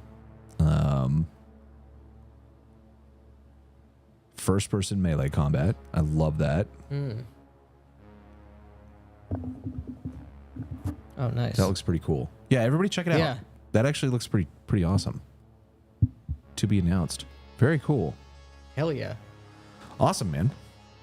Yeah. Help Richard the Lionhearted. Good guy. Yeah.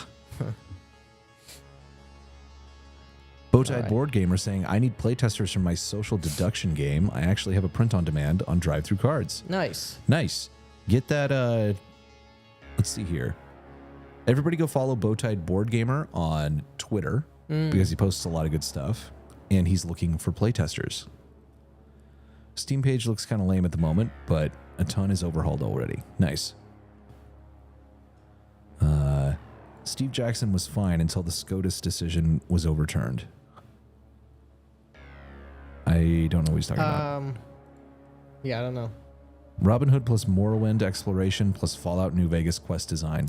I like That all sounds those cool. things. Yeah. Yeah. You're saying the right words. All right. RPGs are safe. Have you ever stepped on a D4? Fair point. There's one somewhere in my carpet in my office. Unfortunately, I dropped it and I didn't find it. I will someday.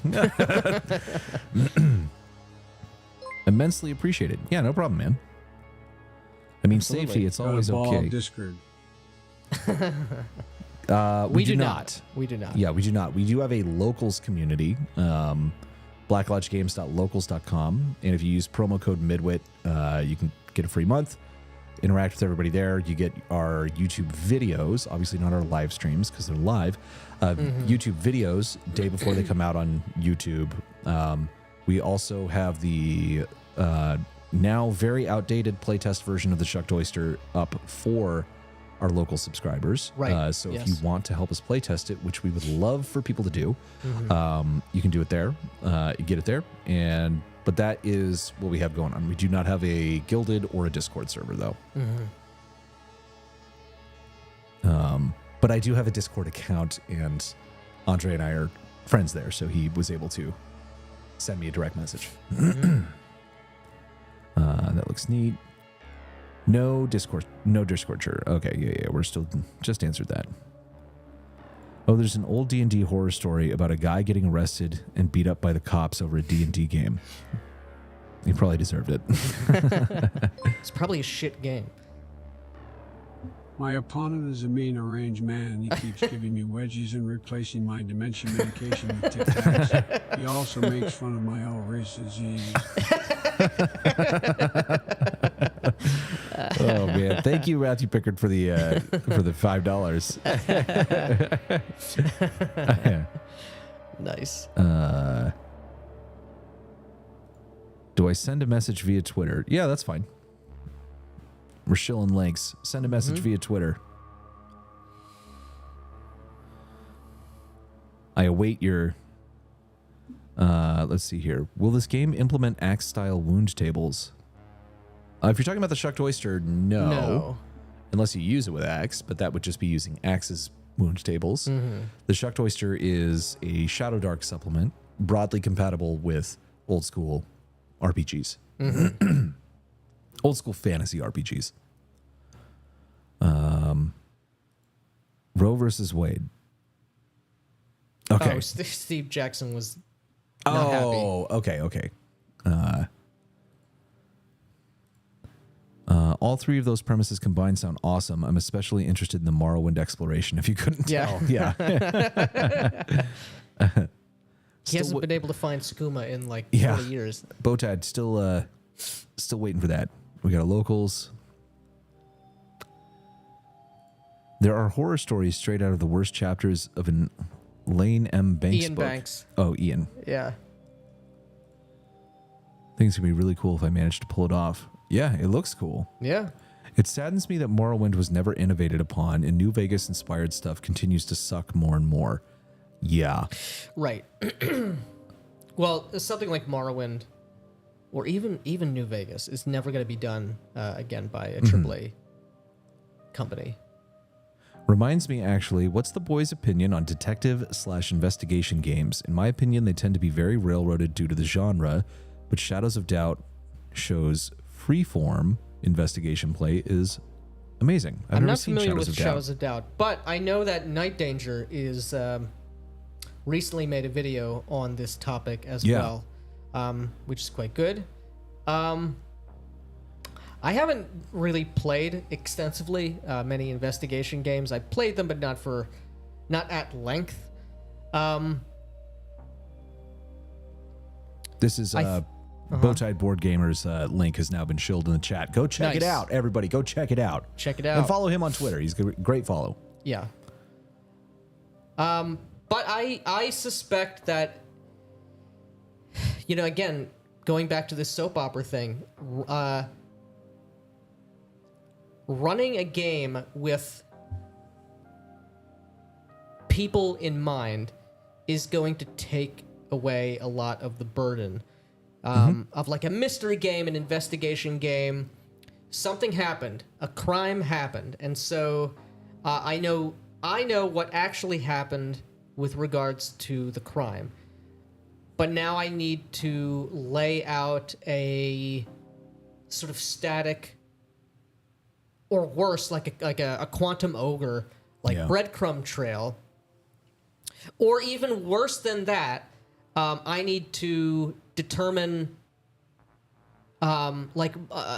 multiple red herrings, because I want the players to solve it, but not too fast. Well, you got to remember, the correct way to do this is that you have to create the one clue that will lead them to the next phase, as we learned in Candela Obscura's terrible GMing section. And I would say, I don't have a lot to say about this. I'd have to think about it more, but Night Danger also makes this point. I would stay far away from gumshoe games. I know a lot of people like Night's Black Agents. It's very much, it's the completely wrong way to structure an investigation or any kind of mystery or crime-solving plot line. It's really bad. I interrupted you. What do you have to say? Don't remember. Sounds good to me. Yeah, it's not important. Don't forget to add Over the Edge to the list of great goal-oriented sandbox games. I'm not familiar with that one. So, I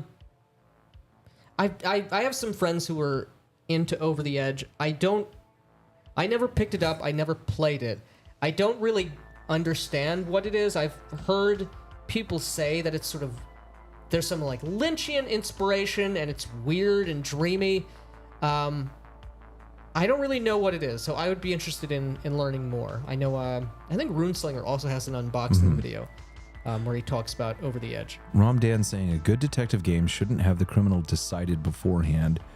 It needs to come up naturally, like solving an impossible puzzle. You take the most creative answer. I don't know if I don't know if I agree with that, because I don't know if this is what you're saying, but it sounds like there's no sort of objective truth. I do think there needs to be, like, this thing actually happened. Like, we're talking about a crime, a murder happened. A woman was murdered.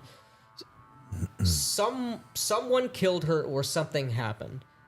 That actually happened. It's an objective truth. But you extrapolate from that. Okay, if it's a murderer, how did you know what actually happened. So the murderer is doing it for this reason. He did it this way. He got away in this manner. And I think you let verisimilitude and plausibility just guide what happens, which is how it is in real life. If you don't look for fingerprints over here, and that's where the fingerprints are, you're not going to find the fingerprints. Right. So I think you just let that be your guide and sort of see what happens. Brother Grognard is home at last and bought a car today. Oh my God. The long struggle is over. Yeah. Finally. Chalt is what happens when you dunk Cthulhu in Monster, Jägermeister, and Midlife. Come on. Oh, man. Oh, man. I never got the point of Firefly Clue. We all know Jane did it. Yeah. Night Danger is how we got on the topic. Okay. Nice. Investigation games aren't railroaded so much as there is one correct answer as to what happened. There's still agency in the investigation. Yeah. I think players have to be all in on the mystery and investigation before a mystery game would work. I mean, maybe. I mean, see, I don't really agree with the three clue rule. If I'm understanding you correctly, where it's like a clue, a clue needs to be hinted at or appear 3 times for the audience for it to stick in the minds of the audience. Well, sorry to interrupt you. What was Night Danger's actual channel name? Because we had this same problem. I think his channel is just called Night Danger. I think it's Night Danger. Or was it Night Danger Gaming? Night Danger Games. Because I had trouble looking for it today earlier, but we did find it. Night Danger. Yeah. Spell it right, Matt. Holy shit, I spelled 2 things wrong. Go to your subs. It should be at the top, right? Because you just subbed to him. Yeah, that's it. Just type in Night Danger RPG. Yeah. It is at Night Danger RPG. Yeah. I'll put that He in the chat. reminds me of... he's like a reincarnation of David Daniel Ducker. If anybody remembers him, the old RPG Brigade days, Yeah. There's been a transmogrification, a new form, but there's something of the soul that's still there, I think. Brindlewood Bay uses a list of clues and lets the players decide how the crime was conducted as they solve it based on how they connect the clues with the suspects together. I don't think that's the way to go either, because you're doing a collaborative storytelling kind of thing. You're just kind of willing the murderer into being someone. Right. As opposed to... Because you could be wrong and put the wrong person in jail. Right. Which that is interesting. That's a consequence. You could potentially put OJ in jail, and the real murderer could still be out there. Yeah. I can't really say for sure what the price will be this early, but nowhere near AAA price and one-time purchase, no in-game purchases. Nice. No loot boxes. Shadows of Doubt is similar to that. Video game, but it lets you investigate on your own terms, fingerprints, associates, time of day, track down gun sales, all to nail down a possible perp. Nice. In fantasy games, Raise Dead, Speak with Dead, etc. exists, so that sort of throws a gigantic wrench in the works. Unless you smash the person's skull in so badly that everyone it doesn't knows work. That Speak with the Dead exists. Everybody knows magic exists. So obviously, someone who's is contemplating a murder understands is going to damage the corpse just so like much. if someone does a murder in the modern day, they know that DNA testing is a thing, and so they're going to operate accordingly. And they're going to jizz on as much things as they can. Right. Oh my God, $20. Hey lads, relatively new to Turks in your channel. I have been mean Pathfinder. Oh, nice. What's your opinion on the Pathfinder 2 system? I enjoy the mechanical depth, but have found it hard to promote role-playing with the base systems. £20. I have Thank not. you. Yeah, thank you very much. Very much. It's very generous. Oh, People saying we need less racism in the end as if orcs and elves are real, and saying we need more queer stories as if queer people are real. All right. Thank you, man. Okay, thank you. Please don't get us in trouble. But Pathfinder. Pathfinder. I have sorry, you not were gonna played. say I something. have not played Pathfinder 2e. Maybe you have. I only played 2 sessions of it over Roll20, and it was dog shit. But that was mainly because of the players and the GM. They were terrible people. But so I don't have a lot of experience, or really any experience, with 2e. But as I've said before on this channel, I got started in role playing with Pathfinder 1e, and for all of its sort of crunch and all of the barriers to roleplay, and especially with regards to the fan base, from sort of running and playing the games the way we would like them to do that. I have a lot of nostalgia. I have a lot of... I still really like it. I still have my... some of the core Pathfinder 1e books. I know that Shauna is going to disagree, so I'm going to purify myself afterwards and confess my sins to Shauna. But you can roleplay in Pathfinder, but the it's a lot of work just to break normie people out of their terrible habits, if they can be broken out as well. And it's even more difficult in a game like Pathfinder that really does attract and encourage a certain kind of play style. But your players, I don't know, well, hopefully you're playing in real life with like friends, and you have a good sense of sort of where they stand and what they can do and what they're interested in. And if there is, if they can be changed, they can be changed. You just got to stick with it. Yeah. Is what I would say. Thank you, though, very much for the 20 that pounds. is very generous. Very generous. And we're glad that you... Yeah, and it is very late in the UK right now. Yeah, and we're glad that you found both our channel and, as Mr. Biden said, Turb's TTRPGs. Yes.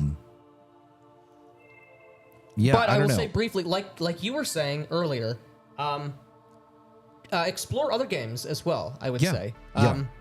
If it's too difficult with Pathfinder 2e, wrap up what you're doing and try to get them on something that incentivizes a more immersive style of play, is what I would say.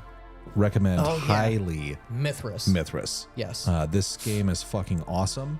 Yeah. You can come up with your own setting for it very easily. And the combat is fun. It's very simulationist. It maps with reality very well, but for those, if you're coming from Pathfinder and players who are interested in like tactical combat, you can get very tactical with this. It doesn't assume a battle mat, but there's a lot of depth to the combat, so you might be able to sell them in that regard. It's really cool. It's really cool. Multiple different types of magic. So if you got players who like being casters or clerics or whatever, Pathfinder has a shit ton of archetypes and classes. It's got a simple action economy. And combat can be very deadly. It's got hit locations, which is awesome. Special effects in combat and degrees of success. And the system is very easy. It's percentile based for the most part. And it's just cool as fuck. It's a D100 based system. It was the first time in a long time that I picked up a system and started playing and was like, whoa, like this feels right. Yeah, and this book, this is half the size of the Pathfinder 2e book. Yeah. Which is noticeably bigger than the Pathfinder 1e book. And the other thing is, they have, like I said, if you want to do more of a D&D style thing, we have the classic fantasy supplement for this. So you have classes and you have classes. Yeah, this is going to be levels. Closer to a kind of a D&D style of like thematics and game. But the great thing about the design mechanism in Mythras is that they have a lot of really good settings. Oh yeah. Mythic Babylon, the one that we're going to be reviewing in the relatively near future. They also have their own sort of like fantasy world called Thenia as well. I think that's how you pronounce it. Yeah, it's very, very cool. And so Mythras was originally RuneQuest 6e, but then there was licensing issues. Chaosium came back, and they stripped all of the Glorantha-specific stuff out of Mythras, or out of RuneQuest, and now it's called renamed it as Mythras. Yeah, it's super fucking good though. Yeah. So definitely check it out. Yeah. Also great thumbnail picture, a great painting. Yes. Thank you again for the 20. Yeah, thank you very much. That was awesome. And thank you again, Matthew Pickard, for the $5 Canadian, but please don't get us in trouble. Always dancing on the edge of a knife. I know. Wait, if everybody knows that that magic exists, the world is high fantasy, therefore it's almost certainly chronically broken. Don't know if it can be fixed. I don't know. I don't know if I agree with that. I would recommend Pathfinder for Savage Worlds. You still get the tactical and some crunch, but there's more opportunity for roleplay. Oh yeah, I've heard that Pathfinder has been transitioned over to Savage Worlds. Yeah. The Biden voice is so scuffed that it feels authentic. Yeah. Yeah. Savage Worlds is very friendly to beginners. That's true. Yeah. And like I said, Mythras has a lot of... It's pretty crunchy, but it's also really simple. Really simple. It's everything moves. It's self-contained. Yeah. You just roll percentile under your skill and see if you hit. And then there's other stuff to it, but it's really, from what I've heard, Pathfinder really like 2 is pretty crunchy and not exactly in a good way. Although Pathfinder 2e does use an action point system, which Mythras also uses, so there's another point of overlap. Mythras and RuneQuest are both fantastic. Right Same system. I really like how damage is handled. I go over it briefly in my most recent video. Yeah. Hell yeah. Oh yeah. I think I commented on that video. Bacon goes through different hit point, like damage systems, damage resolution. Now, what does he talk? He talks about Mythras, Cyberpunk, Warhammer Fantasy, and I can't remember the other one, but I think he goes through 4 of them. Yeah. Really good video. Pathfinder encourages people to make builds like they're playing an MMO. Yeah. But as we found out, that is also a player trait, not simply a game trait. Yeah. Does anyone remember the very early playtest versions of 5e where backgrounds, class, and approach were all separate and modular? I would have liked to see that in print. I do not remember that. I don't. I blame MMOs for people playing RPGs like they're MMOs. Anyway, good soap operas have all the characters interacting at some point. The same could be said for the world, even indirectly. Correct. Yeah. Also, Pathfinder for Savage Worlds also has the great Wayne Reynolds art from Pathfinder 1e. Yep. The pre-chemo art. Before all the characters got cancer. Yeah. Das Jingo. I don't think we've seen you before. Thank you for joining. Thank you. Do you agree that high rules mastery can lead to better role playing? I don't know what high rules mastery, like just rules mastery, like focusing on knowing the rules. This may be a really stupid clarification I'm asking for, but you do definitely... I know what you mean, though. Yeah. I know what you're asking for in terms of clarification, but it's... so I would say generally, yes, because it allows you, if you have rules mastery, it's easier to be in the flow state where you're not worrying about like, oh shit, do I have to look this up? Like I have to think of this. It allows you to stay in the flow state and execute the mechanics of the game. So generally, yes, but if you meant something else, maybe my answer is not satisfactory. Yeah. How much does it take to learn Mythras from an OSR standpoint? Not much. Yeah, not much at all. It's you roll 3d6 for a lot of the stats. Some of them are like 2d6 plus 6. 2d6 plus 6. Mythras, all of your skills, the first pass on all the skills is calculated for you. Well, it's not calculated for you, but it tells you how to calculate them on the character sheet. It's like... Yeah, your baseline is derived from your attributes. Yeah, so because you have a certain... Like, I think swimming is dex plus strength, I believe, which makes sense because I am a person who is naturally this strong and this sort of limber. That natural aspect of my body is going to determine my natural aptitude. Right. And you could train. Yeah, you can train those. You can train certain skills. You can get better at them through experience. It's like it's just a D100 system. And so after you do the random stats and see what your baseline skills are based off of those, you have a certain amount of point buy based on like the cultural milieu, like nomadic, primitive, barbarian, civilized. And then your oh shit, we got a big like symbol. I don't know what that is. Bubble. Yeah. And then based on your profession, you get some additional, and then I think you just get some free.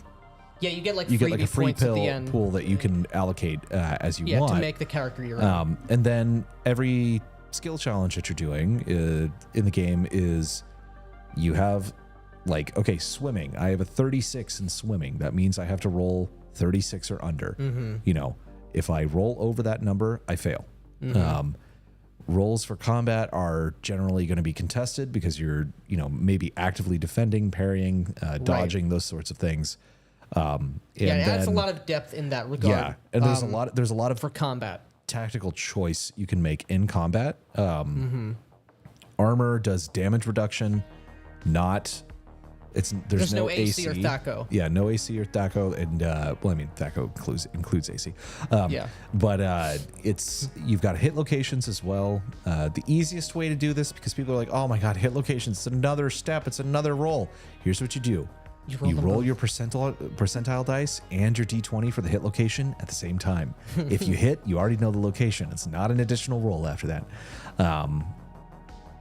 But yeah, it's not hard. You'll figure it out. It is different than D&D, but that's good. Yeah, it's a different type of game, and it feels very different. And you can very much do. It's very deadly. Because your hit points don't go up. Yeah. So if you like it lethal, you can certainly make that happen. Yeah. You can make it even more likely if you sort of pull back certain healing magics as well. Is the PC creation quick? System seems aggressively realistic. I don't know. The PC creation is it's a very fairly quick. Yeah, fairly quick. It's not as quick as D&D, as like old school D&D, because there is a certain amount of choice in allocating your skill points and whatnot. But it's not arduous. It's not like making like a vampire character, right? Yeah. 72 in chat and only 36 likes. We can do better than that. Thank you, damn Crispy. right. Thank you, You're Crispy. Right. Do your duty, everyone.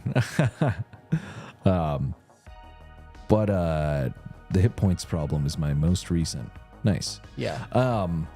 But thank you everyone for joining us. I do hope you press like on the video.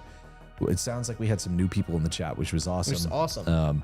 Don't forget, I know I've showed this several times throughout this already, but please don't forget to go check out our Kickstarter that is going to go live relatively soon during this summer, and go get notified for it.